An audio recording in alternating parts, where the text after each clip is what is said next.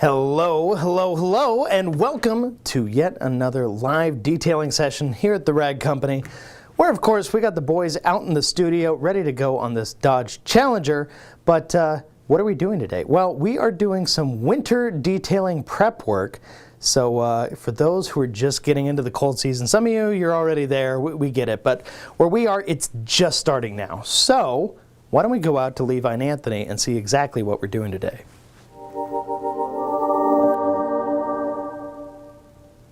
All right. Wow. So, such a introduction.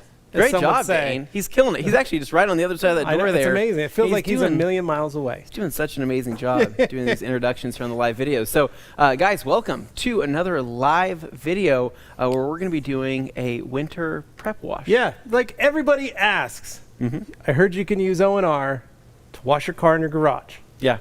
So that's what we're going to do today. You're literally going to get to see how Anthony and I do this in our garages, kind of in the TRC dance floor with a fairly dirty car. Yeah. Not too bad, but dirty enough. It's dirty enough, right? Yeah. I'd call it an overall well-maintained car, but it's been through some rain, it's been through some dirt, been through some construction areas, so it's got a little bit of kind of splatter going along the side. A little dirt. A little bit of everything. So we're going to go through and show you how you would clean this and prep it for winter, or how you would treat this as a maintenance wash during maybe the middle of winter, depending on how much you were keeping up on it.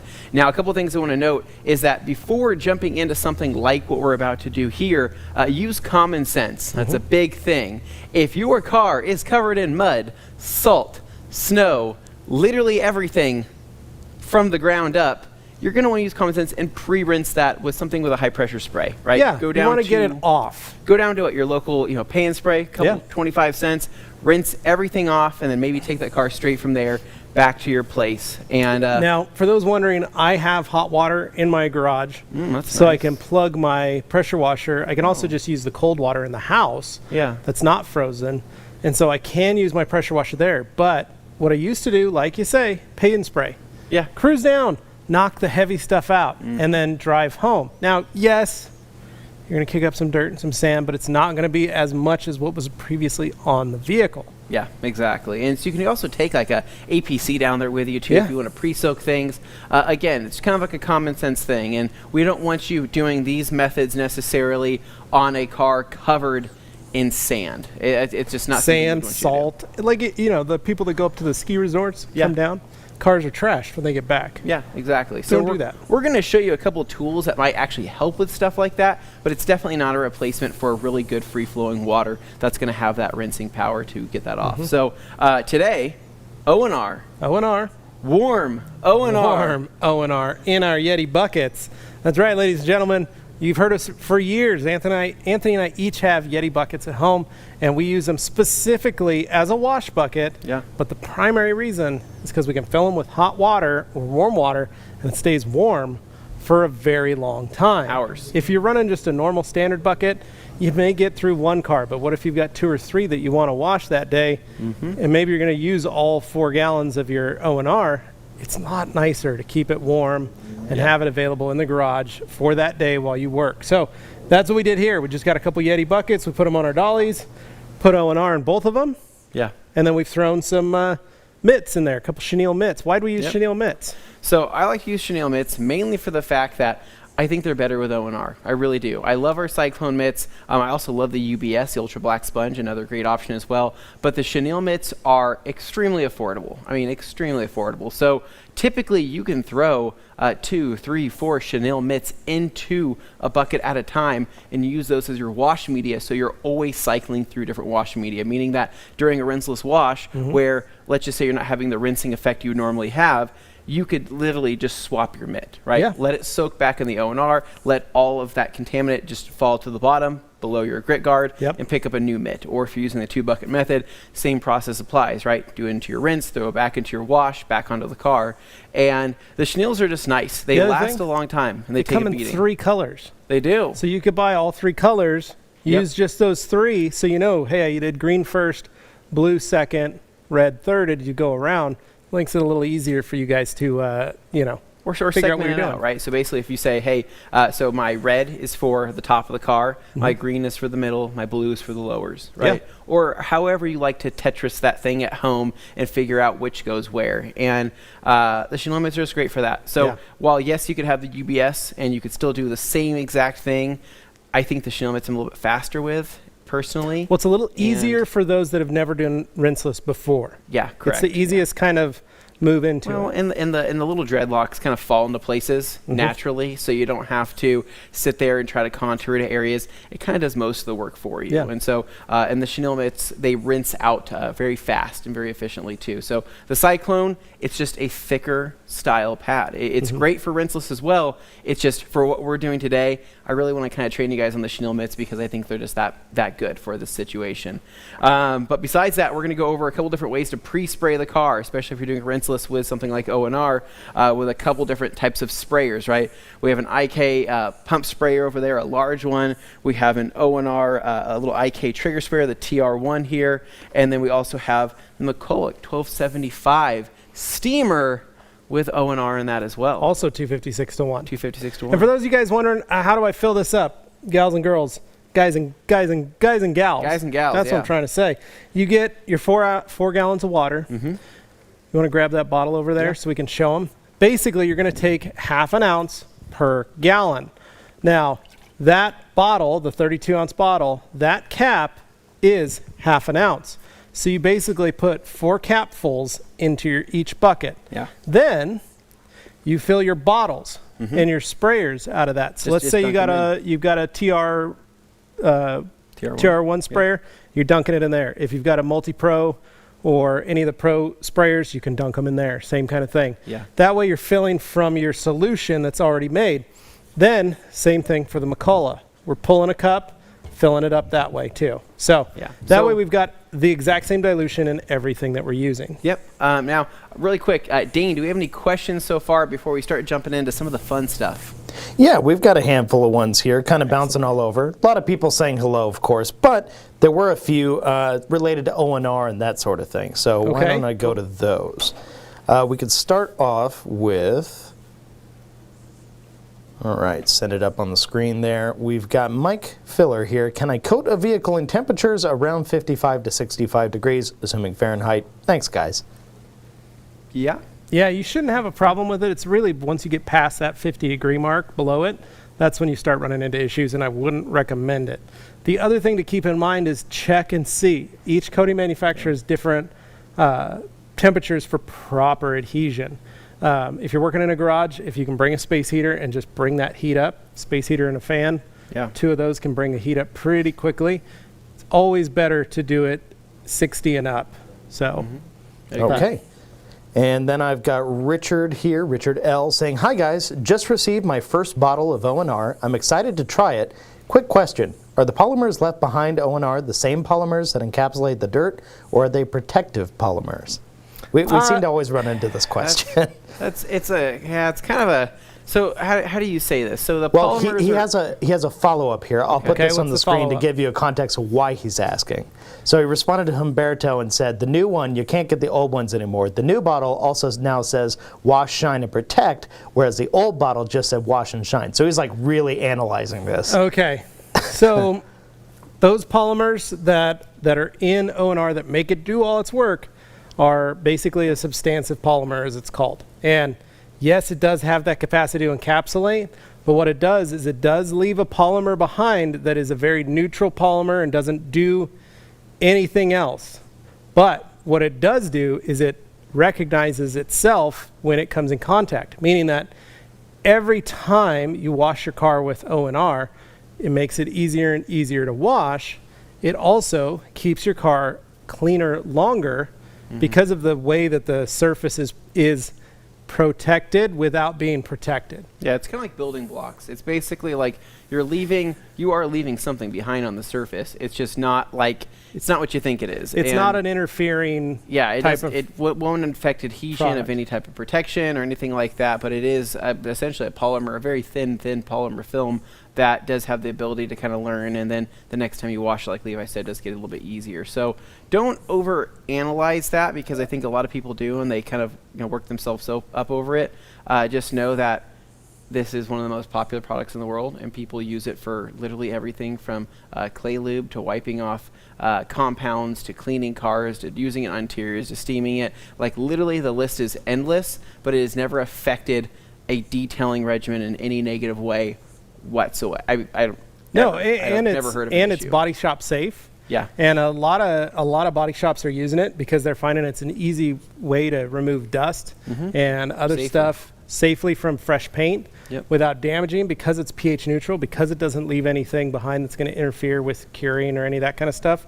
Also, O&R, created by Dr. David Gaddusi, who is the man who invented clear coat. He's the father of modern clear coat. He holds patents for for all the major paint manufacturers, PPG, BASF, DuPont, all those companies. He was part of the team that developed clear coat a long time ago. And so he built this product to wash clear, the proper, effective way to wash clear.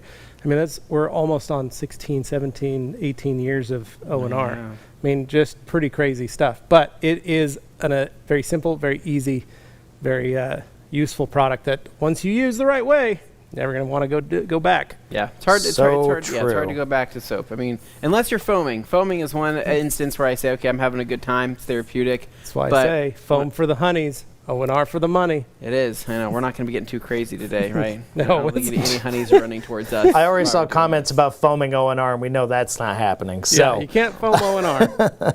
So anything else, Dane? Yeah, just a few here. I got Max Bravo. Where are the new Koshemi products? Of course. They're on the way. Yep. And then I've got Steven here. I found when I use a chenille mitt, I don't need to follow up with a microfiber as a pre-dry to pick up the dirt the UBS maybe didn't absorb. A good point, Steven. That's true. That's a good way to look at it. And so, like I said, the chenille mitt, it's the best, most user-friendly introduction into rinseless washing with O&R.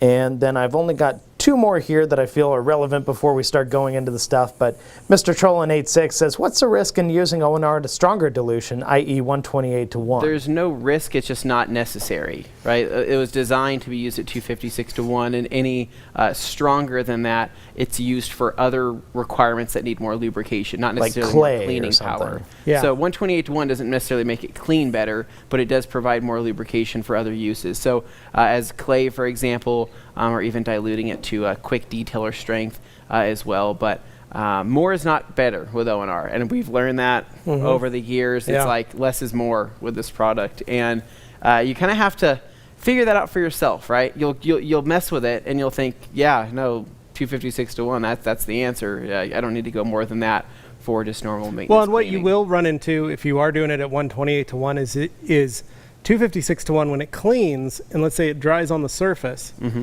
There's less product. There's less product in general on the surface. So when you do, or let's say your towel gets overloaded with liquid and you're drying, there's less streaking at 256:1. Well, if you go to 128:1, there's just a little more product in there. Because people ask, they say, bit. can you pre-spray the lowers at 128:1? And you can. Totally. And what you're going to get from that is more lubrication, right? That's it. Same cleaning power, but more lubrication. So when you glide over that area, it makes it a little bit easier. So that's the biggest takeaway. Dane, anything else there? Okay. Yeah, no, it was basically him just following up and kind of using common sense on that. So he was saying the fact that you can put it in a steamer and it doesn't damage stuff is kind of a telltale sign that it'll it's actually safe. clean. It'll actually clean the interior of the steamer. So I've got some other stuff here. Why don't you guys start washing though, and we can kind of hit this. What are you going to do first, Anthony? So really quick, I wanted to kind of do this as the first kind of quick example here. So I have a couple of friends who I've shifted on to using O&R as one of their main forms of washing, and I love them to death, right? But they don't really listen to me sometimes when I say, hey, I really think that you should get yourself a pump sprayer. I really think that you should get yourself something that's more comfortable when doing a pre-spray with O&R. And we are always going to recommend doing a pre-spray with O&R here at the Rag Company. I don't care what anybody says. If people say, don't pre-spray, don't need to, we're always going to say to pre-spray. I pre-spray, Levi pre-sprays. That's what we do. We're always going to do it. So with that said, find something that you want that's comfortable to pre-spray with, right? Whether it's a pump sprayer, whether it's it could be a weed sprayer, it could be you name it, right? Just something that's going to be more comfortable to put more liquid out. It could be the steamer that I have behind me, but the IKTR1, right? We love this sprayer. We put a different trigger head on it. We put the Tolco trigger versus the Canyon trigger because Levi's arthritic hands sometimes have a hard time pulling things back, and he's pulled these for roughly, 25 years, right? Too long. Too long. Too long. And he says that this is a muscle memory trigger for him that he dislikes, right?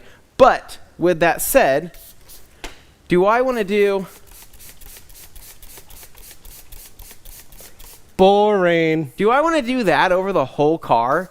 My fingers, I mean, you're going to get a great finger workout, which will probably benefit you later in life. But Well, other than that, though, I beg to differ. true, right? What Yeah. happened to your fingers? They don't work anymore. They don't work anymore, right? It hurts to do that. So now that's why I moved on to pump sprayers. That's why I like pump sprayers, because my thumbs do the work instead of my fingers. So pump sprayers are awesome. So for example, this is a pump sprayer here that can spray pure liquid. And but for an example, right, and this, the same thing would apply to like a weed sprayer, but this is something that can tackle a large area in very little time. There's still stuff in the... Very little line. time. What's that? It looks like there's still some product in the line you might want to spray out there. There you go. That's better. There we go. That's a lot Okay. better, right?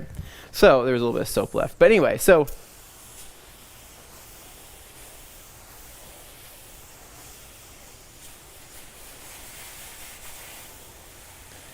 now Okay, stop right there.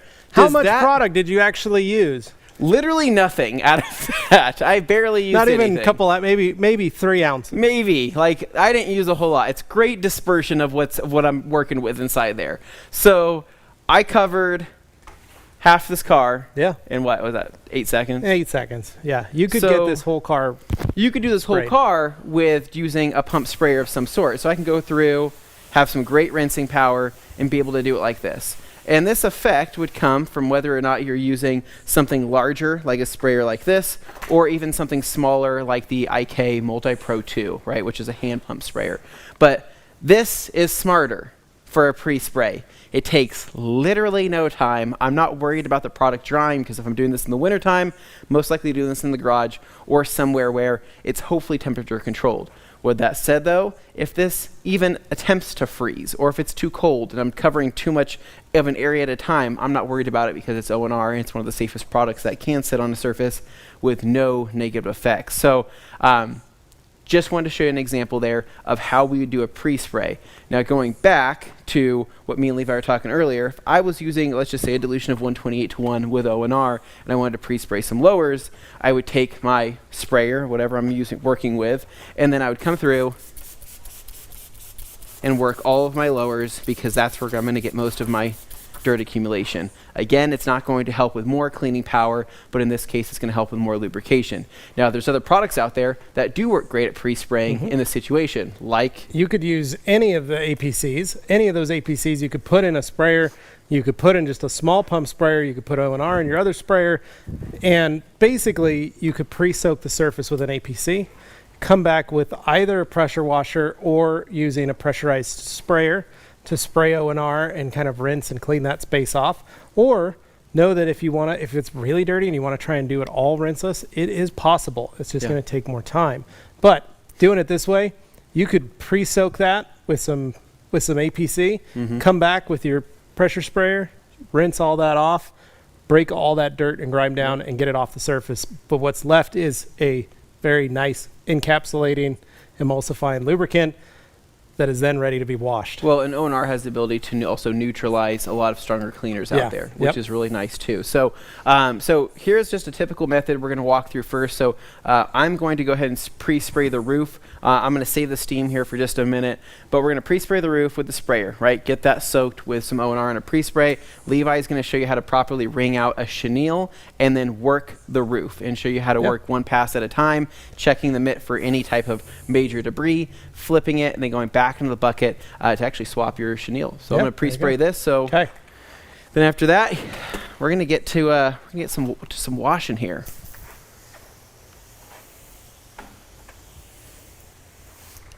All right, and again, when we're pre-spraying, what we're looking for is the lubrication and the product to begin doing the work for us, right? In a pre-spray, we're typically not going to get so much power out of that spray that it's going to knock down all the contaminants, but if it does, that's not a bad thing. I mean, heck, I'll take it, right?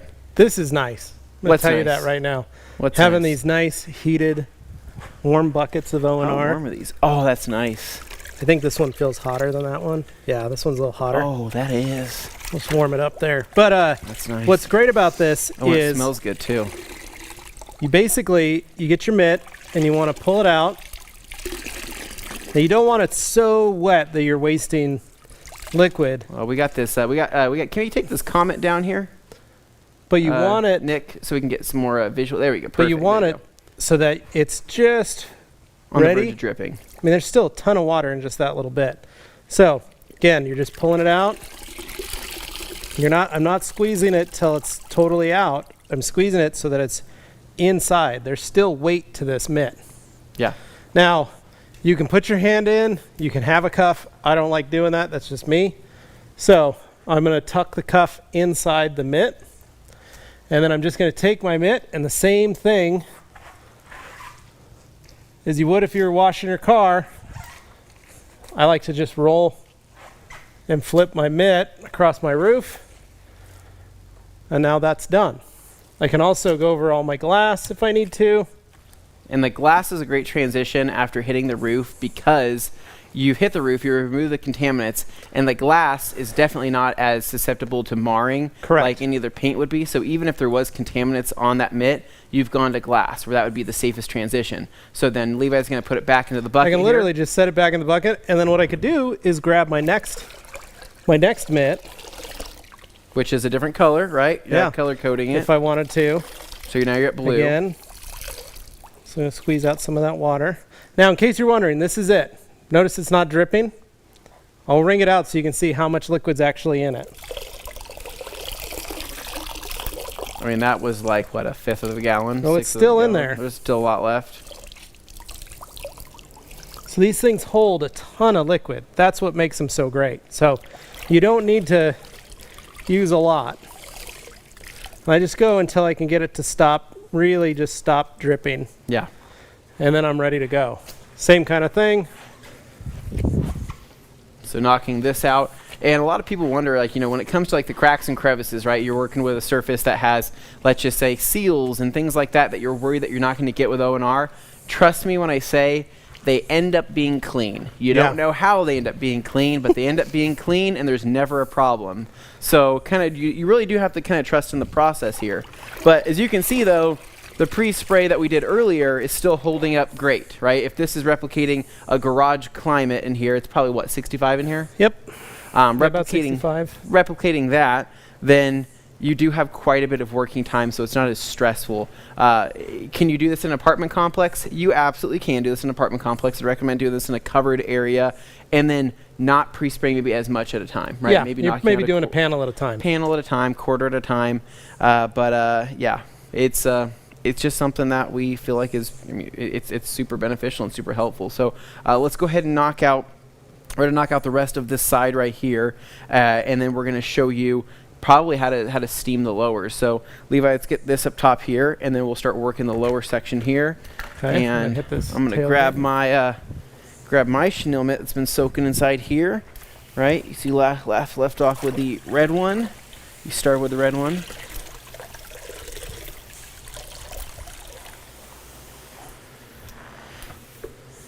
Perfect.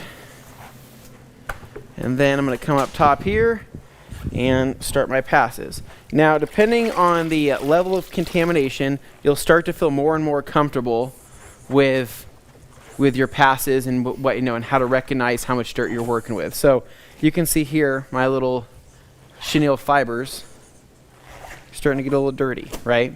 But depending on the pass of that mitt, right, laying flat that way, there's a lot of dirt. Laying this way, less dirt. But when I flip the mitt after soaking the O&R has released a lot of that dirt from the surface that Levi had on there previously, and it's ready for more action on this side. So I'm able to come through, knock out more of the vehicle, work my way down to the lowers, and then at that point,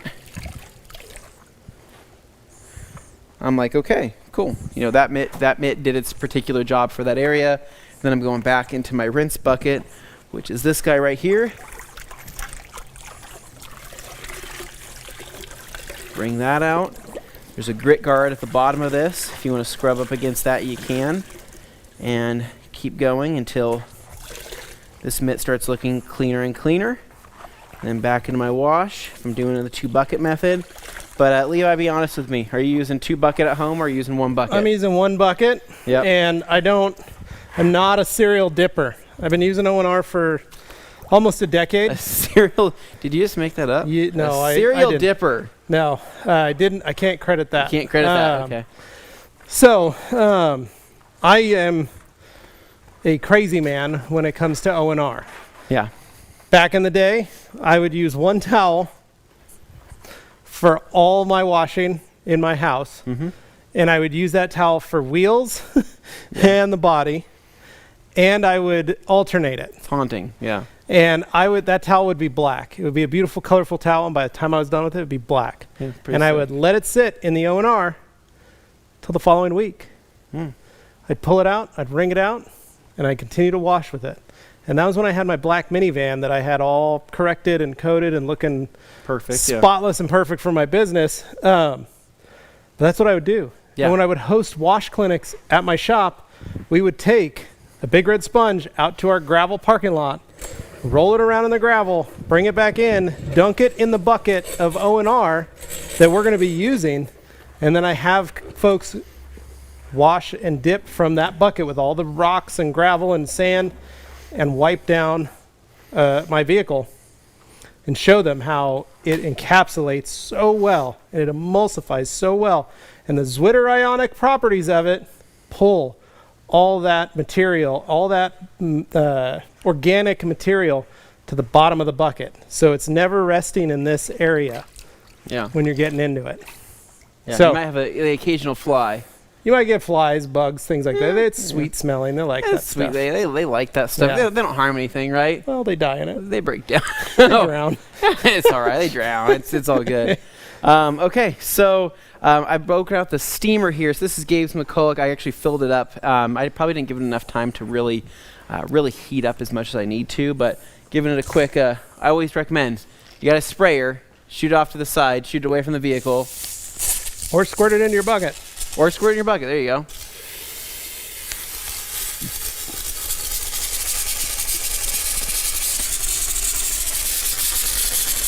Okay, it was a little overfilled, right? But we'll be okay. So with my steamer now, right? Ideally, this should be shooting out extremely, extremely hot steam if this had been warming up for probably like an hour, hour and a half. In this case, it's shooting out a little more liquid than I would like, but I'm gonna roll with it. So coming over here to where below the Hemi area is, we haven't touched this area.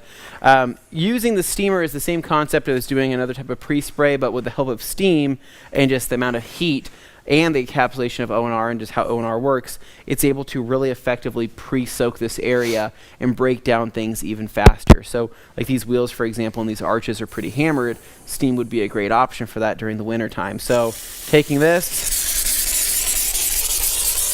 getting my steam onto that area.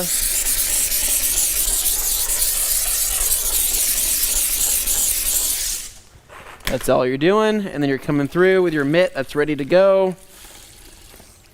And you are knocking that down. Pushing away. And then taking a look at your mitt, rolling it to a new clean side. Pushing away. And then back into your rinse bucket. So, with that said, that's clean, right? But this whole lower area here, how much can you knock out with steam? Again, it's the same concept that if I didn't pre-spray and I was only using steam to clean, I would be doing it like this. Now, another quick, I'll do this on the fender here because this is pretty easy to show. Rinsing this out of my rinse, pushing this into my wash, rinsing everything from there.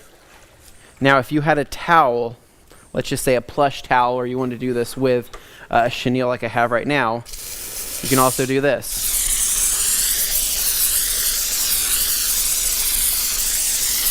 Now, what most people don't know is that steam naturally encapsulates and emulsifies. So Yes.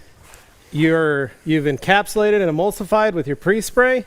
Then you've come back with steam to encapsulate and emulsify what you just encapsulated and emulsified. And then you're coming back with another product that is designed to wipe, clean, yet also pick up all that dirt and grime and pull it away from the surface. So you could do this triple threat. Yeah, you could do this like I'm doing right here, or you can do this with a dry towel, essentially, after all this work, and still have a pretty amazing result. But again, don't spray your hand though. So if you're doing this and you're making passes, work ahead of you. And at that point, I can dry that now. So that's just how fast it can be. If you are, of course, sitting in a comfortable Viper chair, like I right now.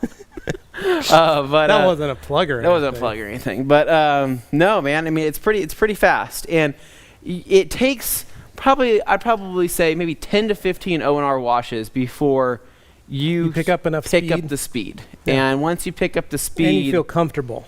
It's fast, man. It's fast. It's unlike setting up the pressure washer. Basically, by the time that you've set up your pressure washer, you've connected all your quick connects, you've filled up your foam cannon, you've filled up your buckets, and that you've sorted all your wheel cleaners and all of your brushes and all that, you're already done with an O&R wash.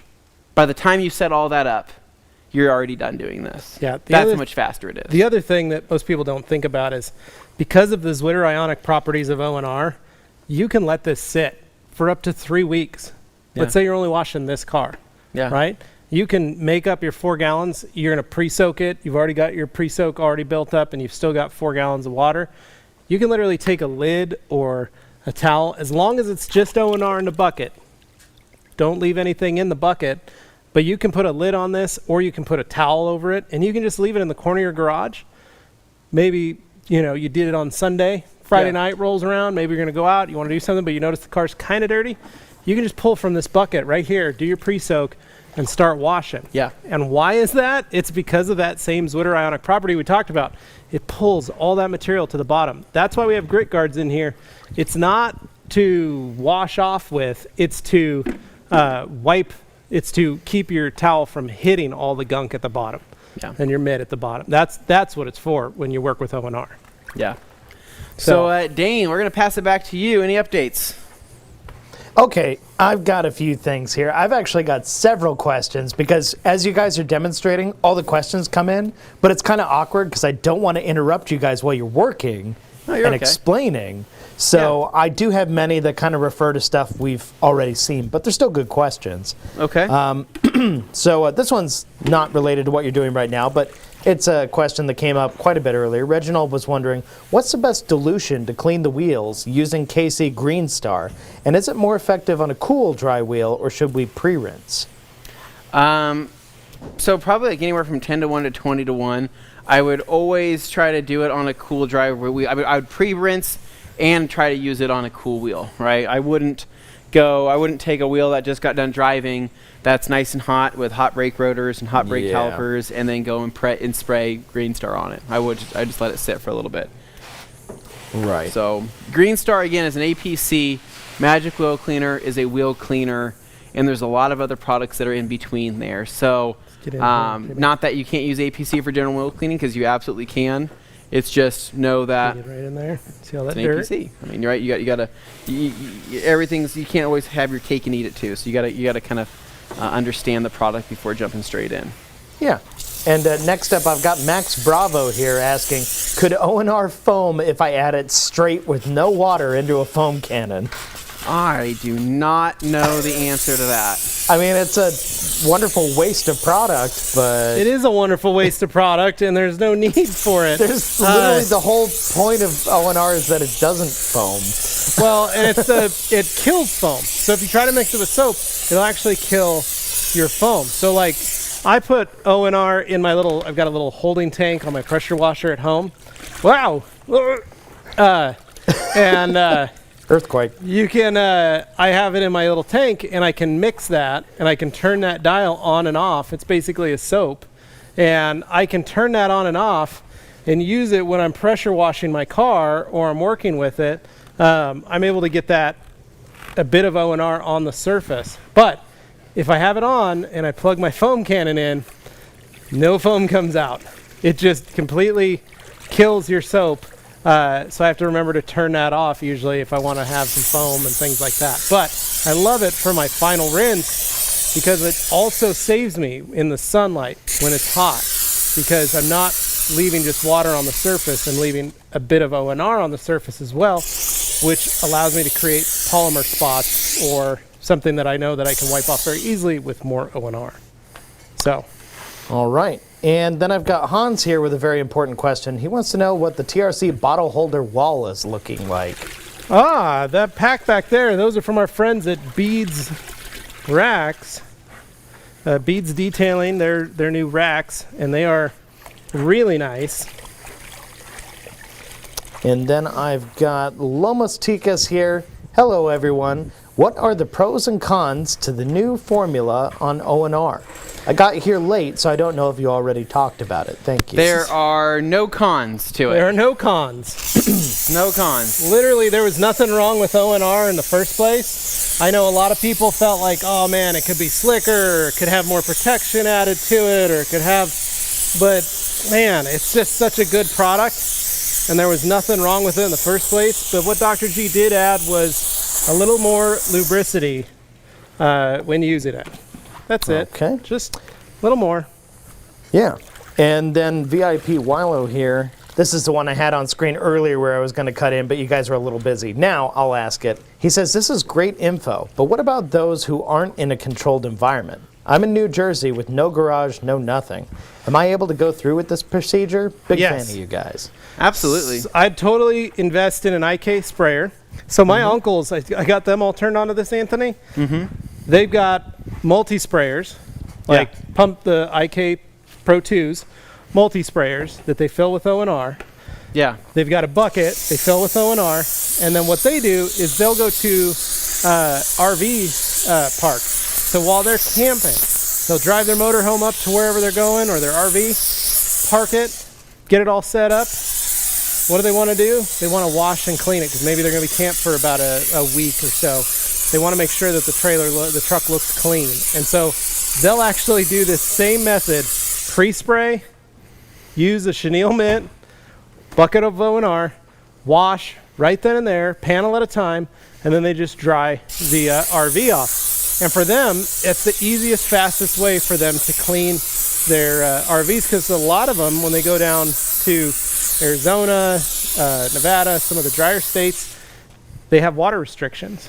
So they can't be out there with a pressure washer or a hose washing their RVs because the RV park only has so much water. So this comes in handy because they're like, I can wash, 30 to 40 foot RV with 4 gallons of water, and I don't even have to worry. So you can do this. If you're in New Jersey, if you're in a parking lot, you can literally wash a car quickly, easily, have some warm water and an IK sprayer, and work a panel at a time, and you'll be good.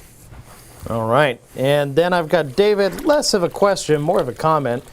David just says, I do this method weekly during the winter months. I also pre-rinse with a Works Hydro Shot first to be extra safe. There you go. That works, man. Literally. And then I've got Poets here. Classic Poets. We remember him. Popping in. How do you clean wheels without a pressure washer?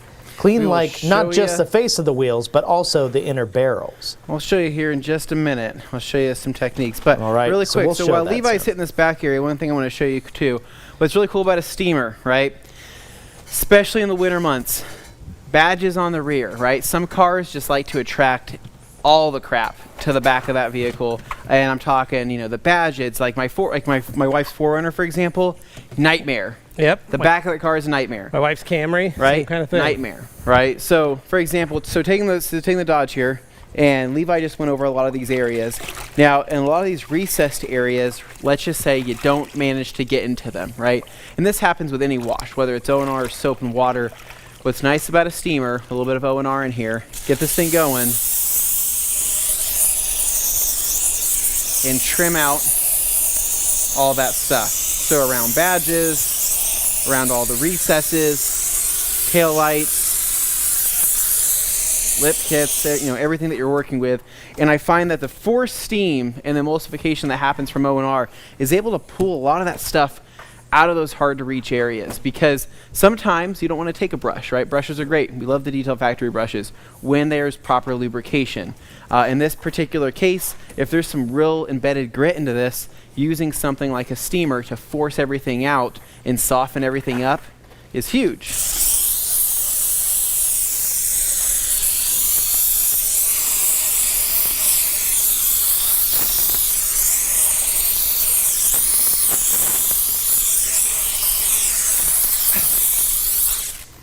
And then from there, take your chenille mitt, take your towel, wipe everything out. So really, really, really useful technique. Levi, how's everything going over there? Good. I just jammed my finger into a spot. Kinda nice. Dane, what do we got going on inside the office there? I've got like 20 or 30 comments here for you guys. 20 I'm just or giving 30 you a little, comments? Yeah, there's a lot of we got over 100 people watching right now, so it's all Holy over the cow. place. Guys, Yeah, we're not that interesting, but thank you for tuning in. Maybe they just like the Challenger. I don't know. Maybe. Let's pop up here. I've got Snake Eyes 86. Oh, nice. Wants to know, what about the black and red sponges, i.e. the ultra black sponge and the so big I've red got sponge? one I can show you. So probably, whoa, yeah, careful there. Probably just Slippery right wondering there. why we're using chenille mitts over an alternative like one of those. There's nothing Well, wrong with these. no, we just We wanted mentioned to- that earlier wanted to in show the it off. video. Yeah. And we just talked about how the chenille mitts are really one of the best things to get beginners started with this. But not here's to say an ultra that black the sponge. sponges are hard. it's Camera just am I chenilles on are here, easier. Jimmy? Oh, there we go. All right. So there's the ultra black sponge. Very simple. Very easy product. It's got all the Fresh little out of the cuts. bag. Fresh It out of the is. bag, ready to rock and roll. And same kind of thing. We're just going to set it in here. I give it a couple squeezes to get all the air out of it until it stops, making noise. And then same kind of rule. Squeeze it out until it's just dripping, in case you're wondering. That's how much liquid's still in it. And squeeze it again, fill it back up.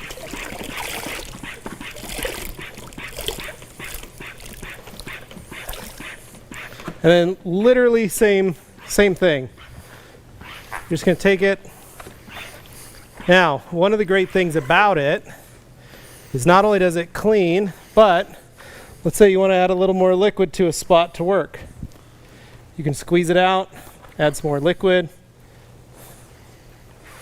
And the other great thing, the red sponges usually need a little bit of seasoning time. So back in the day with the red sponge, you would put it in a bucket of O&R and you would leave it for a couple days to soak in the O&R so that it would break it down, make it a little softer. With the ultra black sponge, there's no need to do that. It's ready to go, ready to clean right out of the bag. And what I like is you're able to get everything that you need wiped. You're able to fit into all your little contours. You can fit around stuff, and it's easy to work with in various areas. And that's really why I like using it, is I'm able to clean, all these three levels and really get all that cleaned properly, because I have the ability to make all these little fingers work for me. And then I've got David here, kind of a follow-up and a relevant thing. David M. asking, do you prefer the mitts over the Minx towels? So the Minx are great, and we use them for years as a rinseless towel, and they're still wonderful for a rinseless towel. But there's no wrong way to use them. Minx, chenilles, Eagles, ultra black sponge, all of them are perfect for a rinseless wash. It's just Right, the so preference of what somebody's looking for What when you they like, do it. yeah, everybody's different. So we're going to jump into wheel cleaning now, right? Because I know a lot of people want to know how you clean wheels. Oh. And what's great, right, with what we're doing right now, it's a very, very simple transition. It's not hard to do. So, Levi, out of these two buckets, right, that are actually both still very clean, Yeah, which bucket can I take? Can I take the wash bucket? sure, take the wash bucket. Okay, I'm going to take this guy right over I can here. use the rinse bucket to continue washing, which You can. don't I'm going to really take need. this out. I'm going to set that over there. I'm going to take what's left of my rinse bucket, which you guys can see. If you want to come over here, take a look how clean it is. It's literally, it's very, Well, you very could get clean. a clear cup and It's very, very we clean. could show. And I know it's a dark bucket. It's probably hard to tell, but it is in fact clean. So what I'm going to do, I'm going to take one of my brushes here. I'm going to toss that in there. I'm going to take another one of my brushes. I'm going to take a towel. I'm going to take a little bit of brake buster. Now, depending on how intricate you want to get with this, it's up to you. Take another brush here. I'm going to throw that in there. I'm going to set my towel right here on the ridge. Move this bucket out of the way, and we are going to focus on some front wheel cleaning using the pre-spray technique, right? So going back to my IK sprayer over here, pick this up. I am now going to clean the wheel with what's left in here and what's left in here. So I always make sure that I have enough product left in my sprayer to knock out wheels when I'm filling it, not feeling it, and then having enough product left in here. So come over to the wheel. Pre-spray with O&R, you're going to find it is going to knock down a lot more than you think it would.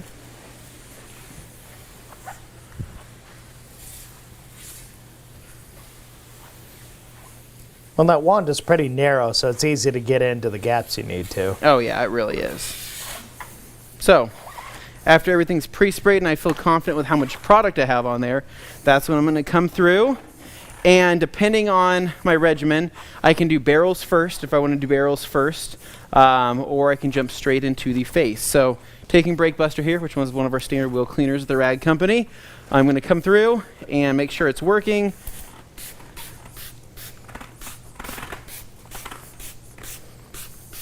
Now, if you notice, I used a few sprays, but I didn't overdo it. I didn't completely saturate this thing in wheel cleaner.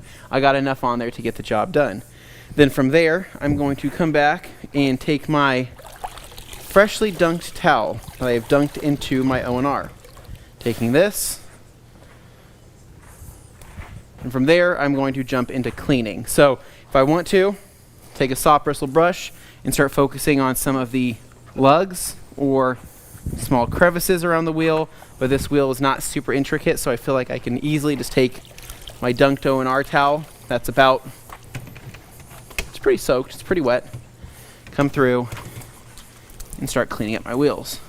Now the towel method I like best because, let's face it, if you're doing a rinseless wash already, you're not going to have a lot of that free-flowing water. So using something like nothing but brushes is going to be hard. So you're going to want to use towels, and I find that with O&R, this is like the safest. Yeah. Like, this is so safe that I've and even never if you use once. like the Detail Factory wheel brush, you can dunk it. You can. You and can still you use can, it you around can- inside the barrels. And you can work that as well. It's just I've never had one issue using this method with a pre-spray with O&R and then following that with a little bit of brake buster or wheel cleaner, and then coming back through with a soaked dunk towel like I have here and cleaning everything up. There's just so much lubrication, and I just never have any, like I said, I've done this on the softest gloss black wheels and haven't had any issues, which speaks a lot. So, Anthony, what are you going to do about those inner fender wells? They're super filthy. Is there anything you can do with those? heck yeah, I'm going to show you here in just a second. All So, right. taking more of my brake buster here. Tires. Go back in my bucket with my tire brush, right, because I want to have clean tires during the wintertime. Give those a scrub. And then, Levi, would you take a body brush, or would you take a steamer, or would you take an IK sprayer for these fender wells? Well, it depends on how much gunk is coming off. Like those right there, I honestly would probably just use a towel. If I'm trying to limit the amount of water in my garage floor, Yeah. right, I'm going to take a towel and I'm just going to wipe those tires Yeah. dry. Or what I'll do, take that towel that you're using right now, wring it out so that it's dry, Yep. or at least free of liquid, and then wipe those tires down. Yeah. Because that's really all you have to do. No, it is all now, you have you to do. can rinse it off, Like, and you can use your sprayer, can this, but so you like, don't for example, technically need to. Those tires are pretty clean. But again, my thing is I'm just trying to keep the water out of my garage.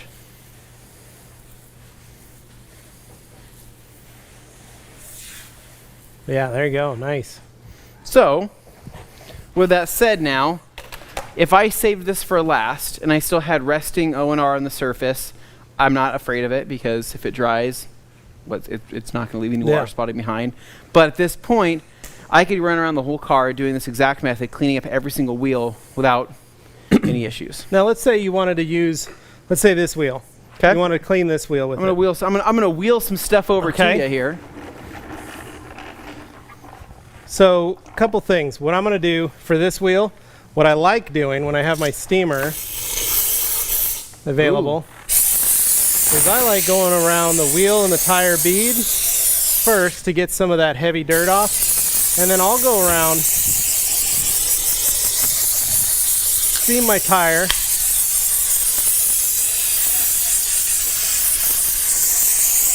just to get it started, right? We're talking about emulsification. Then I'm going to go around my lug nuts. This was very therapeutic, Levi. Thank you. Maybe I got a little audiobook on, maybe got a little podcast on. I'm just enjoying my time here. And it's the satisfaction of knowing that you're going to have a clean car in the wintertime when nobody else does. Yep, and then I'm just going to take, like you did, take my towel. Yeah. And I'm going to just start cleaning the wheels. So now, no wheel cleaner because you're using the emulsification from the steam. Yeah, and because I'm using O&R already on this towel, I'm just wiping up what I have. Why? Because maybe I've already coated these wheels. Yeah. So I'm not all that worried about them. Now, if it's not coated and they're dirty, dirty, dirty, then I'm going to use a wheel cleaner. Then I'm going to use something else to really break it up first and go get that dirt going. Now, I'm also going to take my towel and I'm just going to wipe those wheels. Now, inner fender wells, we got some mud, we got some grime in here. Again, if you really need to, you can use your steamer.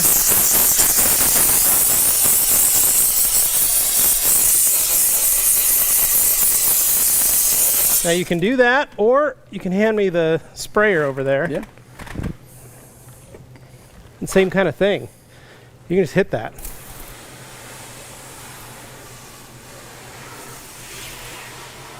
Rinse all that mud out of there. And same kind of thing, you're just going to take your,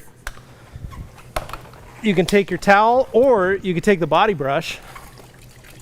Yeah. And go in there.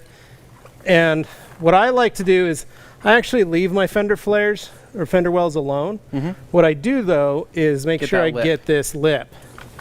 And so I'll usually try and get the first inch of the wheel lip. Well, the reason being is that wheel lip, right, will hold on to a lot of salt. If that wheel lip gets chipped, right, that's one of the first places rust is going to start forming. Right. And it's going to make its way around that outer fender and cause some issues. Now, you can get into it. You can clean your wheels. You can do all the stuff that you want to do.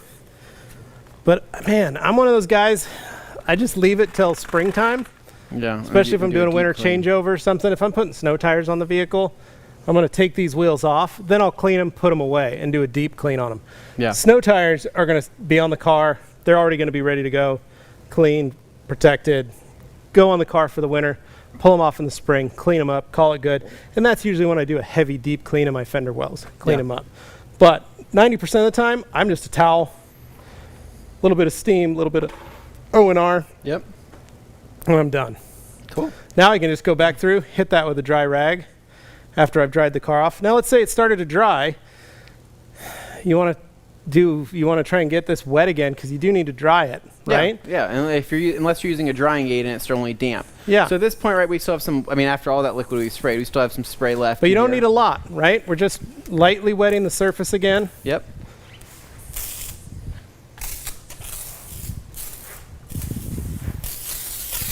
So while you guys are doing that, I have many questions.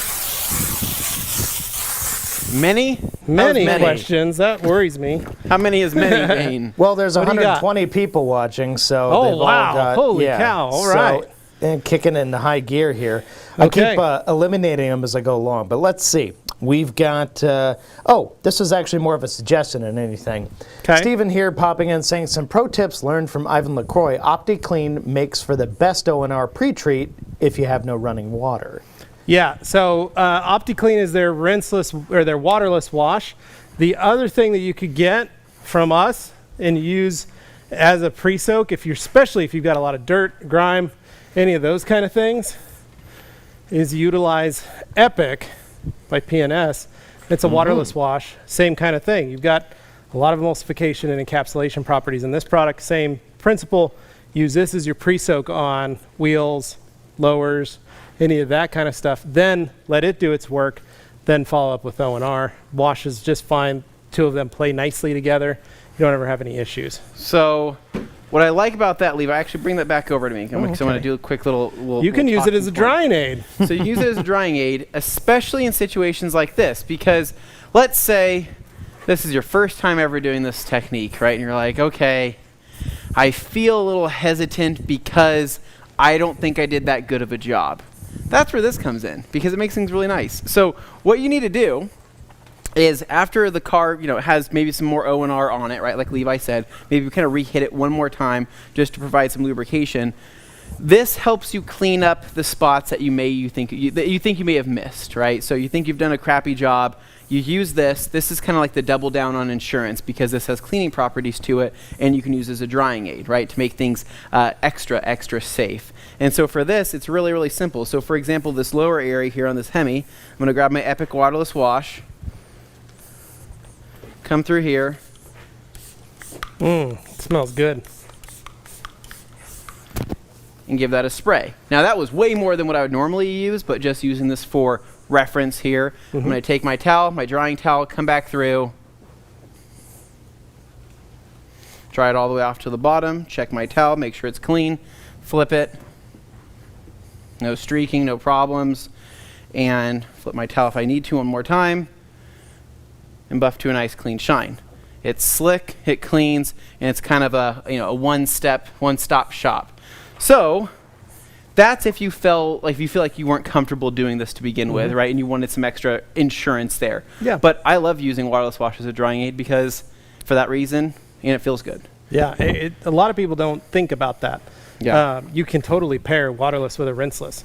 Yeah. What's the difference? Waterless is everything that's in that bottle. That's the only water you're using. Rinseless is when you're using what's in that bucket, because you're not final rinsing the product. Yeah. You've left the product on the vehicle, and now we're going to dry it off. We don't have to rinse it because we have all our lubrication.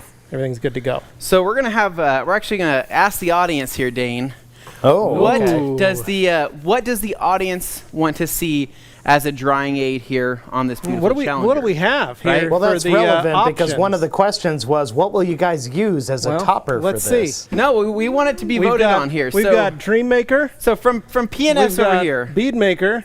we got Dream Maker, Bead Maker, Epic Waterless Wash.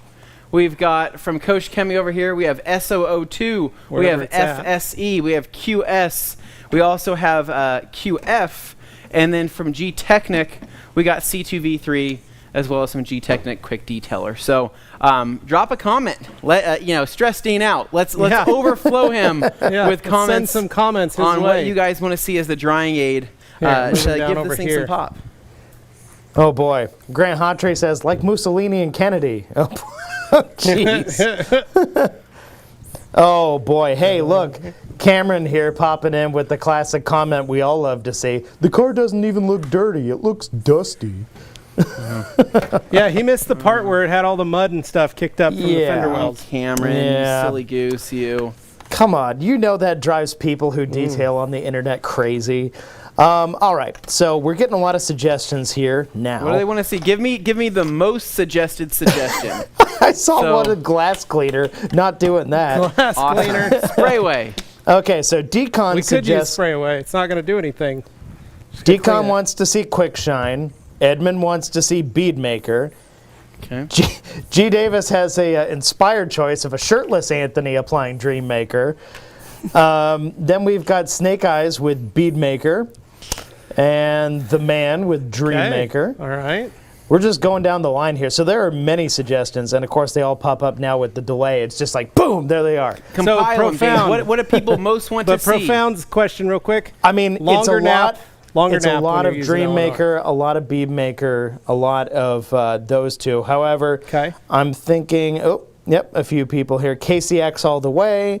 So that would mean SO02, presumably, or Quick Shine, looks like suggested there. Something from G-Tech, says Lead Dog. Man, I'm just Hurry going up down the line. because, guys, we don't have a lot of time here. The O&R is re-drying. So All right, you know what? I'm going to make an executive decision. Okay. You guys put SO02 on there. I haven't seen that used in a SO2, bit. okay. Yeah, All okay. right, Throw all some right. KCX on there.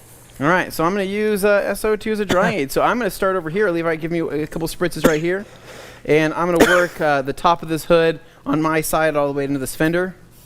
Ooh, you only need a couple sprays. There you go. One more spray here on the fender. Good. And then one spray to my towel for good measure. Thank you. All right, so SO02 with the gauntlet, right? It goes quick. Coming through, couple passes of the towel. I like SO02 because it flashes off super quick. It's got really good slickness that's left behind. And honestly, it plays well with everything else in the KCX line, like you would imagine. It's just one of those things where certain lines have synergy. We see it a lot, and there's other products that play well with other products. But SO2 plays extremely well with O&R, and nice. it plays extremely well with the rest of the Koch line, especially after a GSF application or even something like Actifo. Feels good, Yeah, right? it does. It feels great. You know what, guys? Just to Yes. make life interesting, you're No, topping it with Dane. SO02. But what if you put Dreammaker over the top of that when you're done? Dane, you're asking for a lot right now from a couple I'm guys trying here. to appeal from a to couple even more internet people because I detailers got here. a lot Is this of Dane's people in personal both car? camps. Because that's what I feel like he's making Dane, us are you wash. buying this Did you car? Is buy that this why you're car? making us do all this work for you? I'm just I- wanting to know what your I have prerogative never is. owned a Mopar. Well, you say it like that's a bad thing, Dane. Levi, I can you mean, pass the sauce right It's a there? mixed bag. Ooh, thank you. There are definitely some great ones, and there's some that You know one that of the just greats, aren't. Dane? Ah. You know what one of the greats is? I'm listening. A Dodge Grand Caravan, the 2012 variety. Ooh, that was a good one. Had the Those Pentastar are V6. good vintage. Yeah. Remember Yeah. when we were on our East They Coast got the adventure? Pentastar in them, yeah. We had our GT. Plenty of power for the family. We The could wife get out of and the way. kids. Remember those red stitched leather seats that we had in Ooh, there? yeah. They were a sports seat, really, were. very premium. Was it all Alcantara or was it leather? It was a combo. It was Very a mix. nice. Very Now, nice. can you use SO2 on glass? Yes. You can. Quick spritz there, quick spritz there. And Yeah, this is Go slippery. through. I'm starting to fall off this car. are you, what, too slick? Leaning on the hood, the fender and hood. Well, be careful with Dane's new car. You don't want to mess it up. Oh, jeez. Well, we all know he loves these big rear-wheel drive coupes. That's his thing. He's always said that. Hey, Dude, I got a love that soft on spot glass. for challengers. Have you put this on I glass like the over there yet? challengers. Here, let me get this windshield. You're going to Okay. like that on the side glass. I promise you. This You're is going to really Dane's like it. 2 cents on the Challenger. It is the best looking of the modern muscle cars, and when the design first came out, it's held up that well since introduced. Small updates, and it still looks fantastic. So I want to know what everybody's favorite drawing towel is because I'm starting to think right now the Gauntlet in this 16 by 24 size is the answer. This is a great size right here. This is 20 by 30. You got a 20 by 30. 20 I by got 30. the 16 by 27. You got the 16 by 24. Okay. Yeah. Are you sure? That's 16 by 24. No, that is. Hold yours up to mine. Let's measure it together. Well, I don't want to have a measuring That's- competition. Is mine bigger than yours? Oh, Not you're necessarily. comparing towels now. Oh, boy. So Yeah, we can not ask that I don't question. know. We can ask that question on camera. It's okay. Mine's built for speed. Ooh, mine's built for endurance. Right? I don't know. I think I could drive this whole car with this towel. I know that I can. So come back here to the rear quarter here. Ooh, got a little wire hitting the paint. That's not good, right? That's what happens when you become the mechanical man. When you have every wire attached to you in existence. You need to wipe All I need is an IV and I'm good to go. Yeah. I need you to wipe your roof on that side because I got a little overspray. Oh, did ya? Oh, I see. A little SO2 overspray on there. Wipes right off. This is popping though. And Not it's gonna lie. very slick. It's slick. It's popping. Dane wants us to add Dreammaker on top of this because he wants to make things complicated. But Yep. the thing is, Well, it's Dane, his car. He's going to be driving it home later. And he wants to show it off for the we'll lady. do a test spot. But the biggest thing is that I like to let the sealants cure before going over with Dreammaker. That's me. That's what I like to do. But in normal circumstances, you're totally right. it doesn't hurt. We can do a test spot. We can see what happens. I don't think it's going to hurt anything, though, is the Not main, gonna hurt anything. the main takeaway. Now, I do have a good question for you guys, though. Okay. This one is from Lead Dog, asking, a good question. Do you really need a drying aid with O&R? He's don't. asking that because we're doing it right now. We're doing it because we want to. You could go back into the archives of the TRC YouTube channel, pull up one of Anthony's favorite videos, full-blown drying aids, and you could take a look at that. I think it was full drying aids. I think that was the unofficial title. It wasn't full blown by any means. You can use, it's Ivan going through and using a number of drying aids, but talking about how you don't have to use a drying aid with O&R. So, it's Well, pretty that's great. lovely. Thank you. In addition to that, I have many comments, but at the same time, there's like 30 of them. I've just been pushing them back because you guys have clearly been busy. But Yeah, well, we're trying to get your car ready so you can take it home and show the little lady. oh Go out man, for a night on the town, Dane, in your new Dodge Challenger. You're gonna let Oh, that Hemi boy. eat. You're gonna let her Let eat. it eat, man. Puts the Jag to shame. Oh, I think the Jag will be jealous of this new whip. oh man, there's only room so. for one big V8 two-door coupe around. Well, okay, Yeah. all right. Although mine has a hatchback, so that's cool. Anyway, This has lead a dog hatchback. here. Right back here is a pops. Oh, Nick, Nick. just said, wouldn't it be fun to drive something that's actually fast? I know, Yeah. that's the. That hurts. Yeah. That was a good one, Nick. Literally Little bit have of to cut my SO2 horsepower in half, but you know. Okay, lead dog here. Did you explain the difference between microfiber and chenille? I tuned in late. Now, this I wanted to bring up because, well, the chenille is microfiber. Yep. In It this is. case, it is microfiber chenille. So there's The not a chenille difference. is the weave. Yeah, the chenille is the style of the product. It's not the actual material, so to speak. Okay, I'm going to pull that one here. Oh, Richard wanted to know, is there anything in the rinse bucket other than water? Presumably? No, O&R. Yeah, More that's O&R. that's what I wanted to ask that 256 one. to 1 O&R. That's what's in there. Yep, that's the answer. Okay, and Just then more O&R. Ed here, love the idea of steaming the exterior. Would you consider that better than using OptiClean? Yes, I would. Yeah, it's a little more. Actually, cleans it Well, off. you have more force to it, especially Yeah. with using a forced air steamer. It's just powerful. So these wheels aren't even wiped yet, and it's crazy how much cleaner they are than these wheels over here that we haven't cleaned yet. Oh, it's Yeah. crazy. You know, So, because it It's was huge- actually a it's dirty huge, car. Huge difference. Yeah. I got Matt the viewer here. Let's pull up Matt the viewer. Not on topic here, but how do you fix rock chips and ceramic coatings? Do you paint them with clear coat? A future topic? Question mark. Ooh. Don't do that. So talk to our friends at Dr. Color Chip. Go Yep. get the paint coat off the vehicle. So what I'm going to do, what I'm going to promise you there. So Matt Budweiser, what was it? Matt viewer? Oh, I thought I said something else. So promise you this. I have a Dr. Color Chip kit on the way for a car that we'll be shooting probably a future video with, knowing the limits of rock chip repair and kind of what to expect. And so for this, talking about can you coat over a color chip? Can you polish over a chip? Can you do those things? And I think that's kind of something exciting It's a to look good thing forward to. for But it, yeah. we have plenty. Jimmy, if you keep zooming in on my face like this, I'm going to take that camera and I'm going to chuck it out into that construction yard. Gosh, like, could you make it look rounder? So, yeah, so we're going to cover a video on that here in the future. More chip-related stuff, because I think it's interesting. I love rock chip repair. How do I say this? I don't like rock chips, but I like the ability to repair them. And, yeah, so that's a good question. I would say that when it comes to a chip that's gone through a ceramic coat and through the clear coat, that's when you're filling that, right? You're cleaning that area. And what the cool part about an impact of a chip on a ceramic coated car is that once that chip is formed, is that chipped area still ceramic coated? Absolutely not. Is the surrounding area still ceramic coated?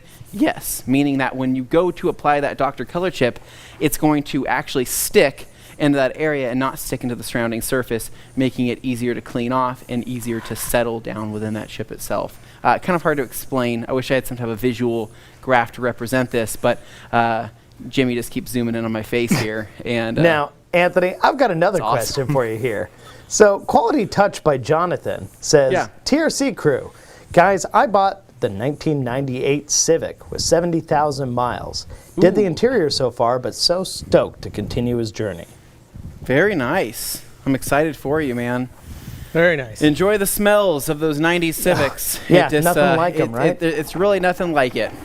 It's nothing like it. You know, a lot of people, it brings people back. That's what it I does. do have several comments here, so I'm kind of working down the line, but you guys go ahead and keep working. I'll just ask them as we go here.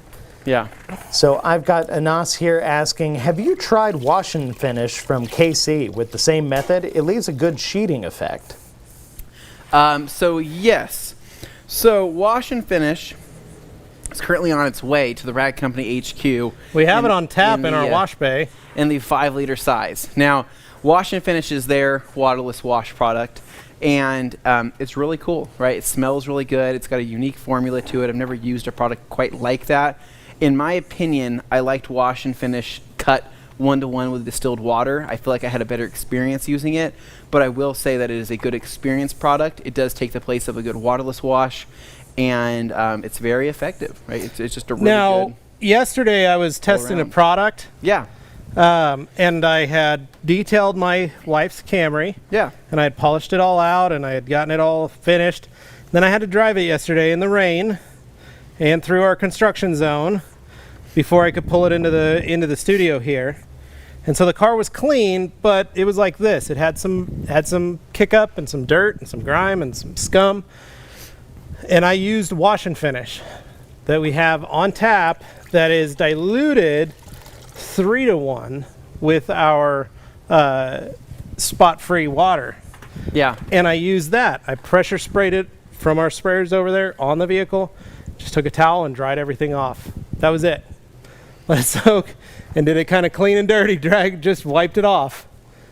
And I had no issues. So pretty crazy to just do like it was a wet car, but it was just wash and finish on the vehicle. Yeah. So, but stuff works. It works. And that was a 3-to-1. Oh, wow. I've got VIP Wilo here asking, is this car coated? This car is not coated. No. It is not coated. We keep talking about putting a We keep G-Tech talking about coating coating. it, but we've never actually coated it. We want to apologize to Glenn's mom, as we hope that she's been understanding. So, Levi, I'm going to come back through on the Yeah. other side of the car and actually Okay. start drying the wheels. Okay. And so for that, right, You gonna- put something on the wheels? I'm gonna go back to Epic Waterless Wash. Oh, very nice. Right? I was gonna bead maker them, but I thought, hey, just for people to know that this can be an insurance policy on your spotty wheel cleaning job, you can also come back through and use a waterless wash. So for this, it's really easy. I'm going through, pre-spraying the fronts, giving my talus spray, and then drying everything off.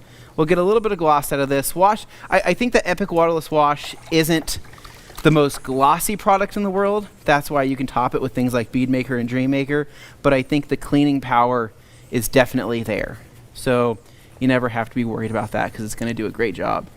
Which is the main reason you use it anyway, so. It is the main reason, Yeah. Dane. Dane, I know you don't really like to wipe things, right? So waterless Sure. wash is probably your nightmare because the least wiping you're doing, the happier you are. However, I did see you wipe some cars down at the Quail when we were using this. And I did. I was impressed. I was like, is that Dane wiping a car over there? And I was like, what is that? And of course, it was some weird one-off car that he wanted an excuse to touch. Yeah. Yeah. And because of Epic Waterless Wash, he was able to make that happen. They're like, hey, sir, what are you doing? Right? He's My like, job. he's like, I'm wiping this car down, right? I mean, what else do you think I'm doing? And they say, well, that's, well, sir, you need to put your shirt back on, and you need to, Well, the sun was out. It was hot. yeah. Yeah, guys, it gets warm out there. We know okay. you like these cars, but So I've got another one here from Okay. Integral 944, possibly a Porsche fan. Question about ceramic coatings. In below freezing, are minimum cure times indoors sufficient for ceramic curing, or does it need to stay inside and warm for the full curing time, i.e. days? That totally depends on the coating itself. They are very different. from one another. Many coatings don't have an issue with staying in the warm time once it's bonded. They do have an issue if they need to bond during that time period. Now, we have things like IR lamps. If that coating requires an IR curing time underneath that, then of course you're keeping the vehicle in. You're going panel to panel, 5 to 15 minutes at a time. Careful, Glenn. Curing each panel as it goes around. Technically, by the time that's all done, you can pull it right out. Other coatings, if it doesn't need that cure time and it requires a topper, that is usually a topper from theirs. So let's say G-Technic requires C2V3, OptiCoat requires gloss coat, or not gloss coat, but OptiSeal. That type of coating, you need to do that. Inspiration, you can use Bead Maker over the top of it.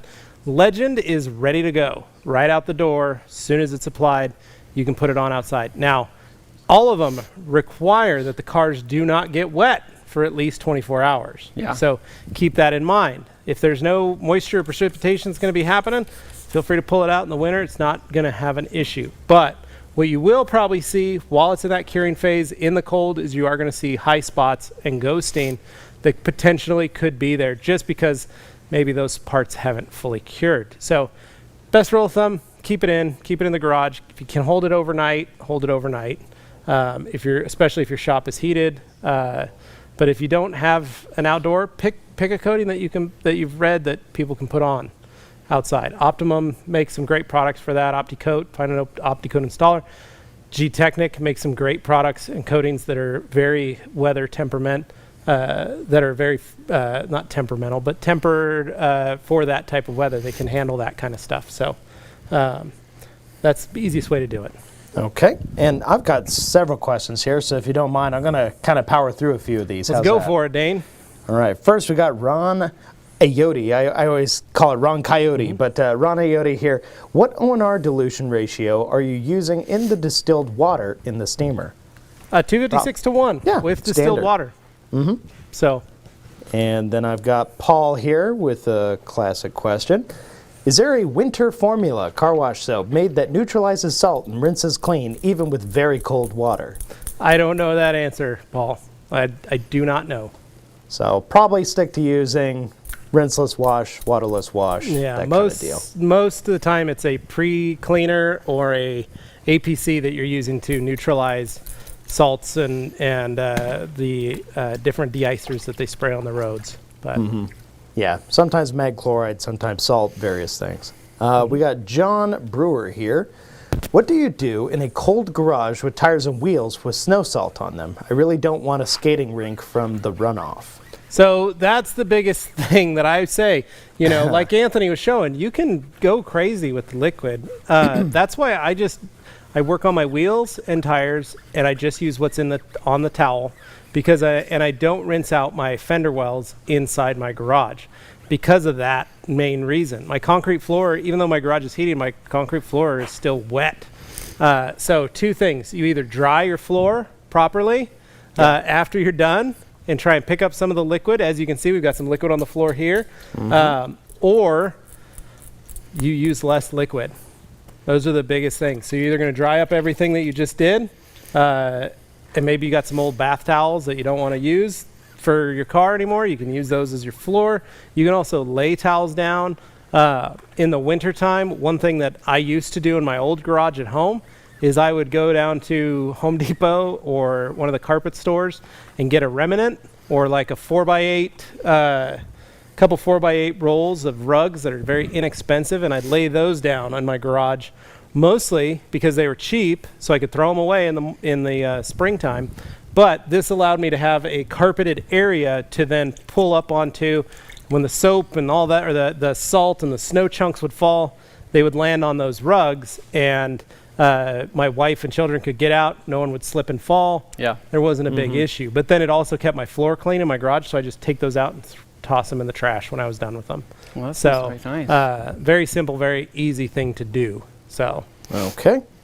And then I've got Ed Iverson here, classic Ed. Could you blow most of the wash water away from the wheels with a sidekick blower? Oh, totally. Totally. Absolutely. Yeah. I don't see why not. Levi, what are you sitting on over there? Oh, that's a Viper chair.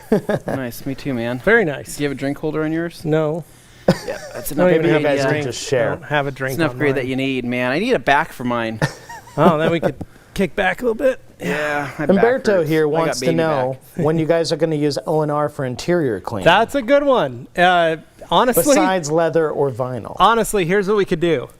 You could technically, if you're working on this at home, and that's what I did the other night when I was cleaning my wife's car, to take your O&R bucket that isn't the one you used for wheels, stick another couple towels in there, wring them out, and wipe down the door panels, the dash, center console, get those cup holders, get all the light dust. Heck, you can even wipe down all your seats. You can do your windows out of it. You can do all that stuff out of it. Now, I do recommend when you mix up for glass, you're going to use the O&R bottle that you had before. That way you're not redunking dirty O&R and using it to clean your windows, Yeah, but you you're want using that. fresh new O&R to clean your glass. But Yeah. you can do this whole car with just one product if you wanted to. Okay, now I got Ed Iverson here asking, I like using paint gloss as a wheel drying aid. What say you? Absolutely. Paint gloss Totally is good fine. because it's a good mix. It's not quite Epic waterless wash, right, which is basically a stronger cleaning version, but paint gloss is a quick detailer with some cleaning power, right? Be able to remove light dust. So using paint gloss as a drying aid is a total go-to. I like to do that at home. I rotate my stuff quite often, but when I don't feel like necessarily using bead maker with every single wheel drying aid, process, paint gloss is a good medium between that. Yeah. I got Matt the viewer here. What do you clean the O&R sponge with? Can O&R build up a residue? Now that's an interesting question. So it doesn't build up a residue. What it does is it just holds on to dirt and things like that you want to get out. You can use Dawn dishwashing detergent. Look at that! Look at that shot! Wow. Look how I hate crisp it. it is.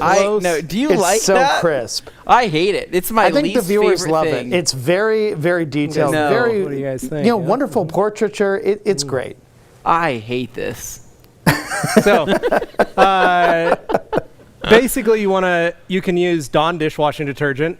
You can wash it in your sink in your house. Put some soap on, scrub it, rinse it, clean it up. The cool thing about the UBS, the Ultra Black Sponge, you can let it dry. You can put it back in that bag. You can just let it sit in your garage, find a little spot for it to live, and then it can be used whether you want to use car wash soap or rinseless wash agent. It works perfectly for either one of those options. Yeah, I agree. Okay. Then I've got Lead Dog here. Can you use O&R like you did today and then go into the paint correction process? Oh, totally. Yeah, you can. Yeah. It depends on how contaminated something is, but you would do the O&R wash like you did, and then you would do your clay, your decon, whatever you need to do, and then jump into polishing. So yeah, that's Or you this just is skip all that this is how and start this is how sanding. rowdy I am with it. I use it for sanding. Oh, I use O&R with my sandpaper. yeah.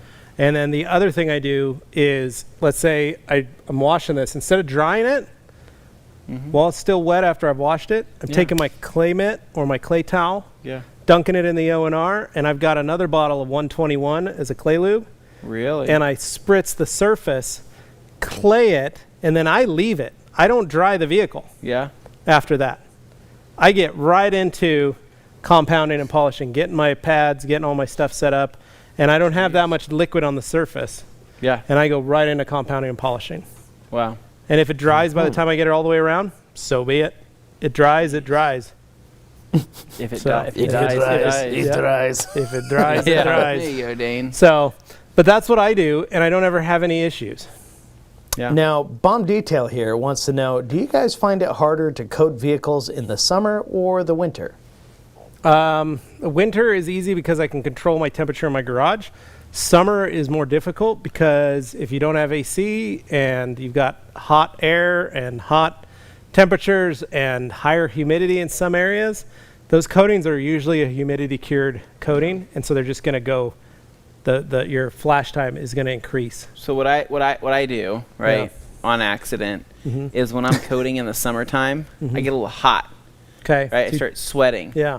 And so I'll be in the middle of a coating, leaning over a dripping panel, sweat. and I have some drips of sweat that happen. So we need to get you some of those The headbands. worst. Yeah, so I need Like to get some some of those sweatbands. like sweatbands, right? Put my hair up. Yeah. Put a Okay. sweatband on, wrists, forehead, and get to work. Yeah, and put some like good like dance music on in the background, Yeah. right? Little- Short shorts, yeah. right? And I'm wearing like a crop top type of thing. Okay, And then yeah. like my wife comes home and the garage door open. She's like, "Oh my God, Yeah. what are you doing?" And I said, you've got your Vans on or your Chucks, Yeah. but you have knee-high socks. yeah, and I said, "I didn't think you were going to be home so soon, Yeah. right?" And she's like, "I Thigh told you I high, was going to be yeah. at the store Calf for high. 10 or 15 minutes." I said, "Well, which one was it? 10 or 15 minutes?" Right, exactly. Yeah. Point was, he That got visual- half that did that- car did you coated. visual- I think that. the lesson here is that it is easier to add heat to a garage than it is to subtract it, usually. Yes. So, yeah, that's Very a fair hard to assessment. subtract heat from a garage in the Well, summer. the AC unit does what it can, but Only all divide right. it or multiply it. Yeah. We got Ed here. I think it's great to include cleaning jobs on uncoated vehicles, as many cars are not yet coated in a workaday world, at least around my neck of the woods. Oh, yeah, totally. That's a fair point. And, oh, look, it's Paul Allen. Hi, what do you think about cleaning a motorcycle with a steamer? I can't rinse in my garage, but have current. I use O&R for the wash, and I think heat could help. Oh, I think it's a great idea. I think you'd love it. Dude, steaming a motorcycle is pretty nice, especially with like intricate areas and whatnot that you can't normally get into. Sitting on a Viper chair while you're doing it. Sit on a Viper chair while you do it, relax, put your podcast in, whatever you want to do, listen to the Rag Company podcast, bring us with you for your steaming adventure. But for steam. motorcycle cleaning, steam works phenomenally. I mean, it works amazing. You're not going to have any issues with that. And steam's also great for engine bay cleaning too. I mean, when you don't want to introduce a ton of water and you're trying to clean something up that's, let's just say, a little bit less than filthy, steam is a good option for you. So, I mean, I hope more people try steam and have fun with it. You know, Juan, right? Oh. Our friend over at ASD, All Season Detail, also known as Rag Company Juan, Yeah. lives and dies by steam. Oh, ASD that's all he stands for does. All Steam Detailing. All steam detail. Well, we the asked him. seasons. I'm like, dude. I'm like, when you pass someday, you know, what do you want in your grave with you? And he's like, I want my steamer. yeah, we thought that was very strange. And I was like, that's kind of strange. You don't want anything else? Pictures of your family? He's like, no, just my steamer. Strange. And on that note, I'm transitioning to the next comment. Richard L. asking, have you guys tried out KCX Protector Wax? Yes. no, we haven't. Oh, not protector. No, we haven't got. We haven't tried wax yet. Protector. We got SO01. We got Harsh Wax. Hoshfox. Harsh Yeah. Wax. People And just always want to ask about the ones you don't have. Yeah. we don't have access to that yet, and I think that there might have to be a reformulation for that to get into the U.S. due to Yeah, I don't think it's a allowed. couple chemicals. Correct. Yeah. Inside a couple ingredients in there. So we will see. If we get it, you'll be the first to know. Yeah. We'll have it here at the Rag Company. Now, Kevin Dillinger here. Do you guys ever find that the drying process with the drying aid is a little tougher to dry when the garage is like 50 degrees Fahrenheit and lower? I seem to get a lot more streaking. Well, yeah, that's Yeah, normal. you're gonna that's have- normal. It's just not going to flash the off way as water fast. works in that temperature. Exactly. I mean, it's going to look like you're smearing until it eventually evaporates. That's normal. And then the other thing too is that when you're in a garage that's 50 degrees or lower, and you're wiping and you're breathing Yeah. hot air, right, out to that area, what are you going to see? All of More, your wipe yeah. marks. Yep. Right. And so that's normal. Don't stress yourself out over it. If it's wiped and you don't have any like liquid on the surface, you've done your job, and you need to move Yeah, on. well, and you can also go back over. You But can you- dry the car off. can, And then you you can can absolutely. use a little bit of quick detailer on a towel and wipe everything down one more time with a dry towel. You know what? It's a You're great gonna be towel. all right. An FTW, right? Yeah, FTW is perfect for that. Take an FTW and go back over and knock it down. All right. Now I got Lead Dog back again asking, is a waterless spray wash product as safe as O&R for the paint surface? Yes. Yes. As long as you're smart with it. Don't just go to a truck that went through a mud bog. Well, but not all waterless washes are created equal, right? True. And we've tested a lot. OptiClean, one of the best, right? Yeah. Epic is one of the best that we've used. But really, there's a lot of other waterless washes that kind of fall short. Yeah. That really are kind of a concentrated quick detailer. Right? Yes, we've and noticed that. And I say, when I'm looking at this, I'm like, well, there's no cleaning agents in this particular formula. Well, yeah, but there's a lot of carnauba wax. Right. You know, why is there wax? And I want something that cleans, not protects. Well, the protection offers slickness. So I'm like, so I'm sliding more dirt around. Right. It's not you want I want. It's not emulsifying that. you It's want not encapsulating it. encapsulation and emulsification. Encapsulation grabs those dirty particles and wraps them up in a protective shell. Emulsification then breaks those pieces down into small Smaller bite-sized pieces, yeah. nuggets that then also get encapsulated. So you're actually creating less So what I would imagine junk there on the trunk. is a bead of water has encapsulated a chicken. Yes. Right? Mhm. And then slowly but So the time. talons and the that- beak yeah, are not poking through. Yeah, and slowly but time, right, that chicken Has is more getting eggs? No. That chicken is getting jostled, right? Okay. It is Getting now chopped turning up into into wings chicken and- nuggets, into wings wings, and legs, yeah. wings, legs, and chicken nuggets with that beautiful chicken breast, delicious. right? And then we put that into an air fryer, and we feature that on the next Tony's Wings. You guys have done a fantastic job losing viewers. Good job. Okay, so there we go. We watched next our up. dives just drop down there. That was amazing. Yeah, so we had some helpful comments from Hans here saying, don't zoom in on Anthony's face. And then Grant Hawtrey pointing out, the old dad bod face. And then we've got That's why he's got to T-Line. grow a beard. He'll hide it. T-Line Auto Detail, what's a safe longevity estimate for KCX SO02? He says as he sprays it on a car right now. Well, good timing. I would say 6 months. 6 Easy. months. So one thing Easy. that Koch really, and a lot of it is European market. They Undersell. undersell the the protection because it's just the way they do things. So when they say it's a 6-month protection, they don't want to say that it's a 9 or 12-month protection, but most of the times it does last that long. Under promise, over Yep. deliver. It's That's a literally classic how concept. that's a that lot of the people have a hard time European doing. products Yeah. do that. They undersell it and over deliver on the product. Porsche does it with their cars. Yep. 380 horsepower, it's more like 420, but you know what? They like the numbers where they're at. Yep. Okay, we've got Cameron Messina here saying, ETA on Claymit stock. When they're in stock, is there going to be a lot, or will I need to be quick with ordering them? It's a big order, and it's an order that we've been waiting on for a long time. A long time. Cameron, I cannot predict the speed in which they will be sold because it's something we've been out of stock for a very long time, and there is a very high demand on it. But you're local, so come on down and grab one. And we don't do When we get 'em. pre-orders, We don't so have you 'em in have yet. to worry about missing out. But I'll on the let you place know in line. when they actually show up. Yeah, I wanted to stress, we don't do pre-orders, so you don't have to worry about like missing Yeah. out on a place in line or anything like that. That's right. All right, now I've got Tucker here, microfiber sweatband. Oh yeah, you know what's funny? We used to carry sweatbands. Oh. Yeah, We that's did? a OG TRC That's an piece. old Like one. that's old school, but we had them. I think we should bring them back. Should we go look for them? Dude, I think a Dane, do you still microfiber, have some? like with the logo right on the middle. They're probably right? in the random That would go corner. pretty hard, I think. We'll just do that logo. It'd be like Karate Kid. Microfiber sweatband coming back with microfiber fanny packs, right? For your snacks. Keeping it safe on the car. Keeping it safe on the car. I like Yeah. it. G. Davis pointing out Anthony and Jimmy Ellis in a reboot of Right Said Fred. Yeah. All right. Then we've got, oh, well, we already did this, but Detailing Vibes 2006. What protection would you prefer after an O&R wash? Whatever you The feel world, like. The world is your oyster. Yep. I mean, The it's world really, is- it's meant to be open-ended. Do whatever the heck you want to do. There's really no wrong answer to that, except for no protection, right? No, I'm kidding. Use anything you want. Always Bead apply maker protection. seems to be one of the most popular things that people use following O&R. That's just what most people use. But I mean, there's everything. There's paint gloss. You can use SO2 from Coach that we use today. There's plenty of other protectors out there, spray waxes. Heck, I'm even telling you, you can go down to your local Walmart and go pick You're up not some. telling them that. I'm not telling them that, but maybe you could go down there and pick up some protective product that you like down there if you want to use that.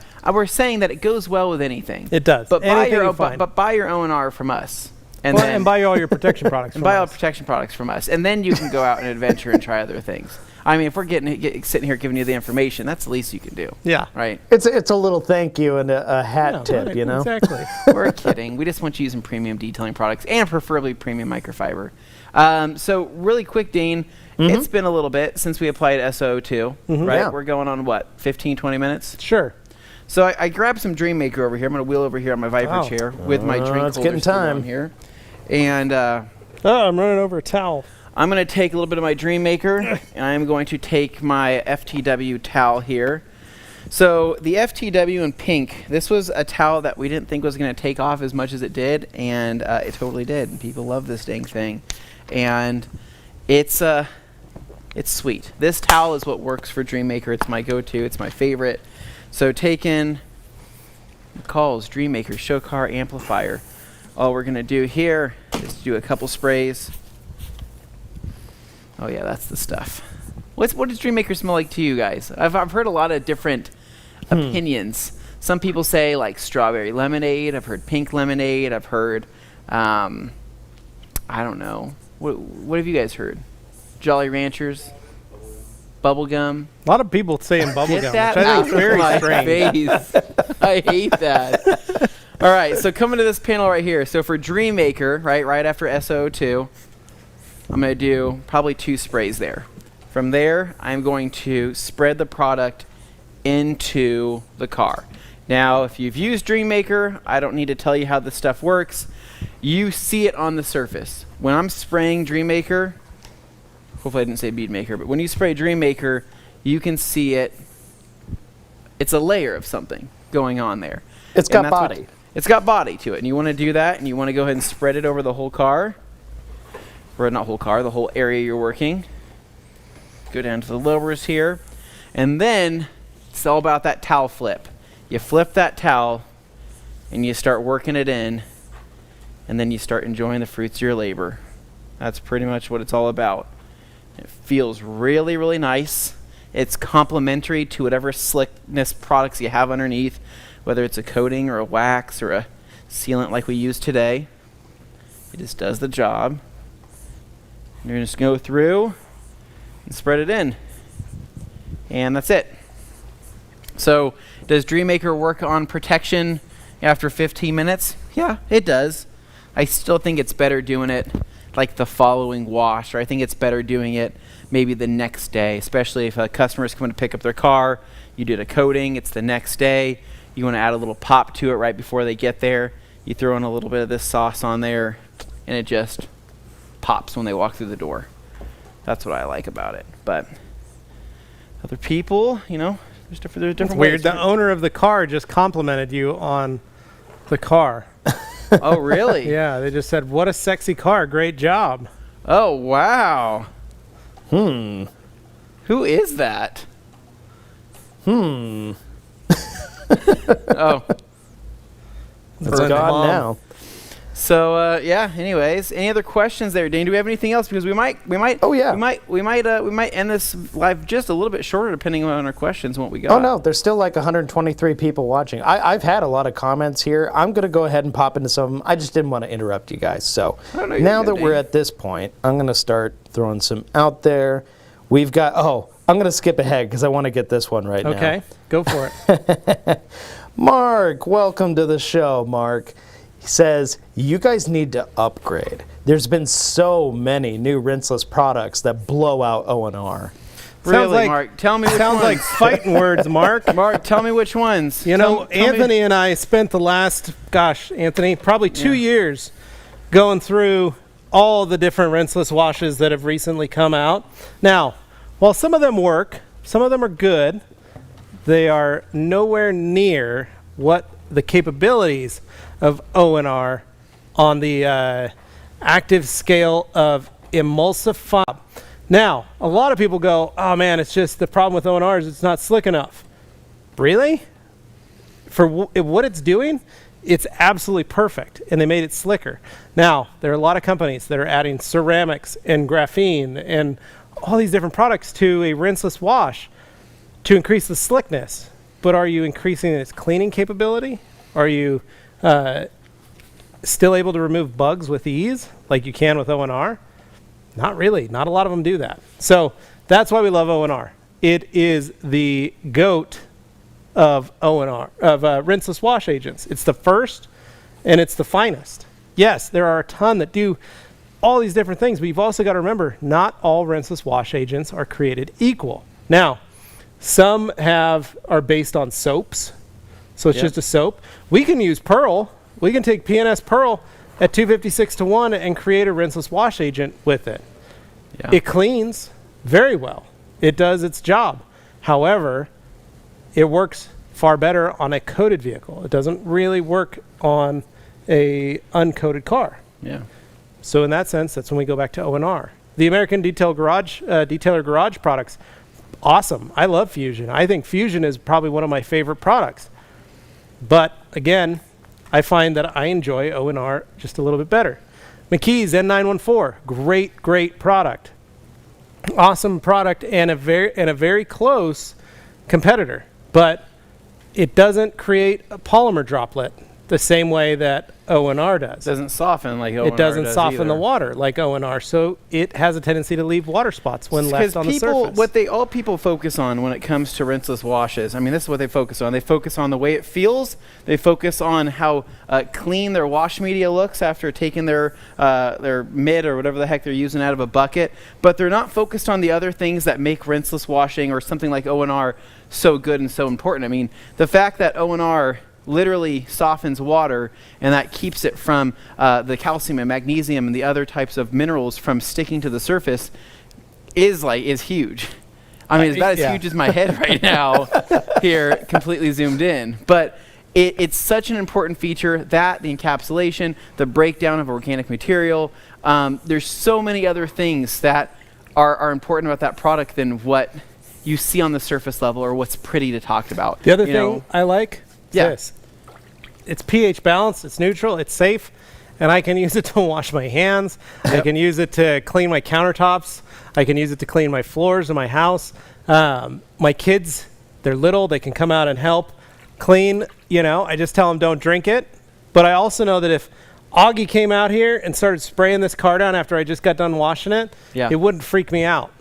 No, not at all. I could let him hit it with the spray bottle and squirt it all down the car, and I just grab a towel and dry it off. It's safe. And that's probably the biggest thing that it has going for it.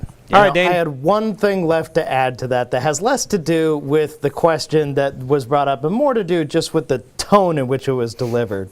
Because I realize text doesn't always translate. But I will say, anybody coming in here who wants to, stir the pot a little bit or just throw something out there and they want to turn it into something that's like a little incendiary. They're like, actually, you guys don't know what you're talking about. This thing is better. That's fine if you throw it and you're like, my experience has been with this product that I actually enjoy it more than that other XYZ product. But chances are there's a reason we're suggesting the stuff we're suggesting because you guys have both signed off on the stuff we carry. We don't carry it unless you guys vouch for it. So it is a very important element and all that. So if I came across a little snarky, a little bit sarcastic, a little rude when I brought up his comment in particular, it was very clear to see from the tone what he was driving at, what he was trying to do. So Mark, you're more than welcome here. We absolutely want to have you here watching along and, offering up whatever kind of stuff you want to offer. It's just sometimes it's the delivery that could use a little bit of help. And it's the fact that, everybody is allowed to use whatever they want. That's why we have so many different products, and that's why we do so many different things. For Anthony and I, though, are there potential rinseless agents coming? Yes. Are there potential waterless wash agents coming? Yes. We will try them all, and we will see what we think. Now, if a new one shows up and completely changes us, then by all means, we will let you guys know, and we will say why this works. We welcome it with open arms. We do. We do, because we want it to happen. have been trying so many different ones. And like I said, we found some that we really like. We've also found a lot that fell short, They just didn't hit all the marks. So. I put Ken Jeeper on the screen saying, hey, Mark, good luck with that, because he's already tried to convince us many times. And we have used the other ones that were suggested. It's just for the way that we like doing things as far as cleaning and stuff, we just found it's not quite the same when you switch to something else. Well, and like I said, there are a lot of people that love N914 from McKee's. Totally fine. Absolutely. Nothing wrong with that. I just find some things that it falls short on. Can we get a look at this side of this car? I know, I'm watching this thing glow. I like it. Go back to Glenn's camera. This thing looks pretty great, man. Like, Glenn, can you get some movement around here? Can we get some? I mean, I've only done this one side in Dreammaker over here, but it's looking pretty good, man. I mean, it already looked great.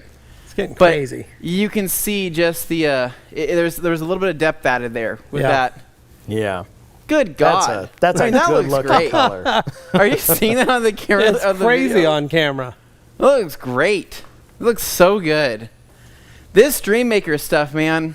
Now, we are going to say, Fun. as soon as it pulls out of here, it goes right back into that wet, dirty, brown road that has a lot of road mix and gravel all over it. It's unfortunate. It's unfortunate. So it's going All to right. get, it's Now, going I to do have a lot of other questions here, so let me get to some of those. In case you're I'll wondering go why ahead. we didn't go a whole hog on those tires. It's just going to get dirty again as soon as it pulls out of here. All right, G. Davis popping in saying, the Anthony close-ups remind me of his hospitality tent in the parking lot of the Hampton Inn in Paramus. Thank you, G. Reminds me of that too, G. I It's forgot Next about up- the hospitality tent. kind of freaking me out, man. T-Line Auto Detail says, oh, speaking of clay, if cheap clay bars and interior mitts could come back in a future sale, I'd be forever grateful. Well, who knows? Maybe next year. Yeah, give it Should some have jumped time. on it. Should have jumped on it. CGT TC04 saying, speaking of clay towels, mine is looking a bit stained. How long do they actually last? Well, it depends on the number of uses, but Carissa, I basically say they last about 100 cars. Okay. So Yep. if you've clayed over 100 cars with it, it's probably time to get a new one. Don't fret. They are on their way. They will be here shortly. All right. Then I've got T-Line saying, I buy a sweatband. It'd go great with my Dance Dance Revolution sweatband from 2005. Ah, very nice. Yeah, there you go. Little And then when DDR asked what action. Dreammaker smells like, G. Davis responded, it smells like an extramarital affair at a Mr. Gas grand opening. Oh my gosh. I had a great conversation with G last night. Took my kids to the Mr. Gas as a little treat. Took them down there to the new truck stop. Opened Yeah. up. Took them down there. We looked at the bathrooms. Supervised truck stop visit. Yeah, Right? yeah. So Gotta be careful with those around here. Gates All kids, right. that's what they love. Matt the viewer, Simple. who's currently viewing, most likely, do some sealers cause towel drag? I've noticed Optimum Hyperseal surfaces love to grab my TRC, not TRG, great towels, by the way, microfiber. Yeah. Yeah, some do. Some can. It just depends on them. I could see Hyperseal kind of doing that. It's a little stickier than OptiSeal, but not always. Yeah. It really depends on what's on the surface of the clear coat that's doing the grabbing. Richard here, are the FTW twist loops shorter and tighter than the Liquidator? Yes. Much shorter and tighter. Then Scott Campbell here, I'm thinking about replacing all my towels. How many and what type do you guys suggest? Classic question. We get this one Scott. all the time. We have 150 different types of microfiber towels. The best way to get started, right, to do this is go into theradcompany.com and type in one of our kits, right? Get started with we have a gold kit, right, which is a great starter pack to be able to try out some different towels. Yeah. It's got drying towels in there. It's got a wash mitt. Type that in, right? Give that a try. Think of it as kind of like a smorgasbord of towels to get you started. You go to a place to get an appetizer, right? Right. Yeah, And you they wanna have try that. a And they couple have that things. option Here's of a the sampler. platter, the sampler, right? Yeah, delicious. That's what you want. It's got mozzarella sticks and calamari, which I don't eat. Love it. It's got other great things like maybe nachos, loaded nachos. Okay, back to things of detailing. that. Sliced Maybe eggs. some not sliced eggs. That doesn't sound good. Like hard-boiled eggs. No, like potatoes, like potato skins, things of that nature. Delicious. Same. Wow. Same. Now else that, you now got, that we Dane? scared away half the viewers, I got Ryan Hoff here. Ryan asking, my only issue with ONR is there's time where I don't want the protective layer. I just need a clean slate after. it is Well, that's clean. what It is a blue clean ONR slate. is for. It is clean It's after. a clean slate. That's the It beauty is, of ONR. yeah. It's a Yeah. clean slate There is- underneath. Yeah. that's The all you- only thing you're imagining it leaves behind is what it then just reacts to the next time it goes on there. That's the Yeah. only thing. It doesn't affect protection at all. Nope. You can get right to work, whether you're coating, whether you're adding a polish compound. Any of that Nash stuff. Smalley says, need help. My dad uses Costco towels, and I can't convince him to use my TRC towels. He knows not what he Well, does. you know, Nash, the sins Oh. of the father don't always translate to the sins of the child. What you need to do there, Nash, is apple you and the just tree hide and all those that. towels from him. Yeah, right? what you He'll do- be forced to here's what use he does. ours. Get your dad for Christmas. Yeah. Pick up a couple packs of edgeless 300s. Get those edgeless 300s, 70-30 blend, edgeless, no tags. Yeah. Perfect. your dad probably won't even know the difference. If you swap those out in yellow, put them on the thing, he's going to be like, wow, these towels softer? Yes. It's like, this is nice. Yes, they are. Man, look how good my beard looks. Yep, Thanks to those my friends at close-ups. beardstruggle.com. Use the offer code Levi15. Oh, Pick up brother. your own kits. So Yeah. Ed Iverson here. I've tried some other rinseless washes, and none does as good a job consistently overall as ONR. You know, There you go. sometimes There you go. that's in the pudding. That's definitely some people's experience. Not everyone's, but definitely many. I've got Mark here. Pop that up on the screen for you guys. Oh, Mark Stone saying congratulations to Anthony and his wife on the newest addition to the family. Thank you very Very much. nice. I appreciate that. Yeah, we had a little conference call last night. Yeah. Lucy got to join us. Thought that She was very did. nice. She was asleep. Well, that's all She right. didn't know what was going on, but she was there, and she was Yeah, there it was doing fun. business with Dad. Yeah, right. Yeah. Making big deals. Making big deals, That stuff. striking conversations, Yep. things like that. Now, Martin wants to know, can you use ONR to soften the water in a foam cannon? No, you will kill all the soap in that foam cannon. It's totally counterproductive. Can't do it. If you're just planning on spraying water, sure, it'll soften water to a degree, Yep. especially in a bucket. But it'll moving kill. water, It will kill soap. That's Yeah, what it no. does. So suds ain't going to happen. All right. Now I've got Amy. Amy says, does ONR need to be mixed with distilled water? Sorry, just joining, just in case it was asked. No. So it does not need to be mixed with distilled water, but we find that when you do mix it with distilled, it definitely supercharges it. It Yeah. makes it slicker. it's like taking this Hemi yeah. Challenger. What? Yeah. It's nice. Yeah, it's nice. ONR with regular water. Mm-hmm. But let's say we use distilled water. Yeah. Well, now we have a Hellcat. Now we have a Hellcat, yeah. We've got a supercharger sitting on top. Well, not just a Hellcat with a supercharger sitting on the top, right?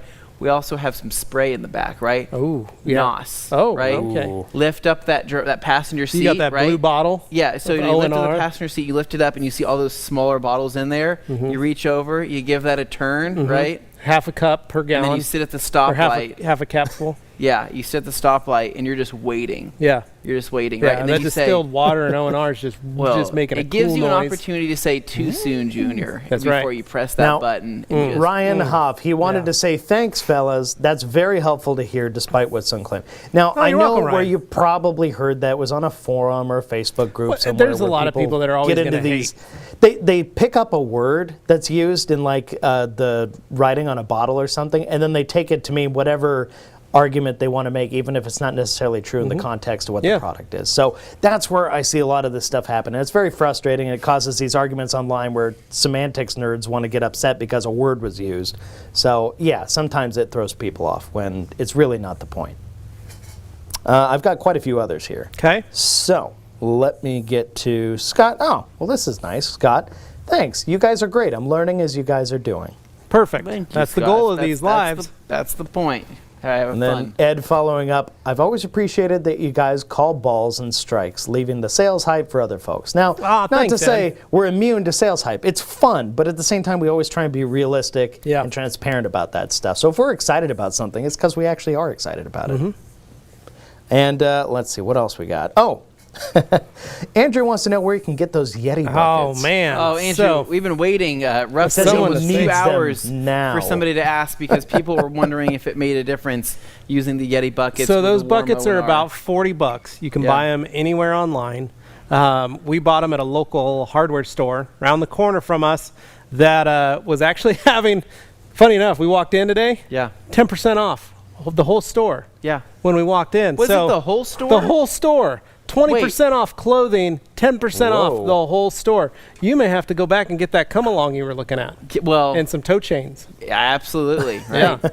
I've always wanted to Take come six, along. that would have taken $6.90 off that come along we were looking at. So it'd be $63. Yes. Not that great of a deal still. Well, anyway, we were able to get these. They were $39.95. We got them 10% off. Picked up 2 of them. Like I said, Anthony and I each have one at home, and we use them specifically for winter O&R washes. But during the summer, they do normal duty as a wash bucket. Yeah, they normally So- do as a wash bucket. They're very durable, all right, because This they're is they're double walled. Probably my favorite is the handle. The handle is It's a lot is easier. a strap, is a toe Yeah. strap, right? Whatever the It's a heck you nice wanna strap, call that. and it holds and it lifts, and you can carry it around. It just feels better on my hand.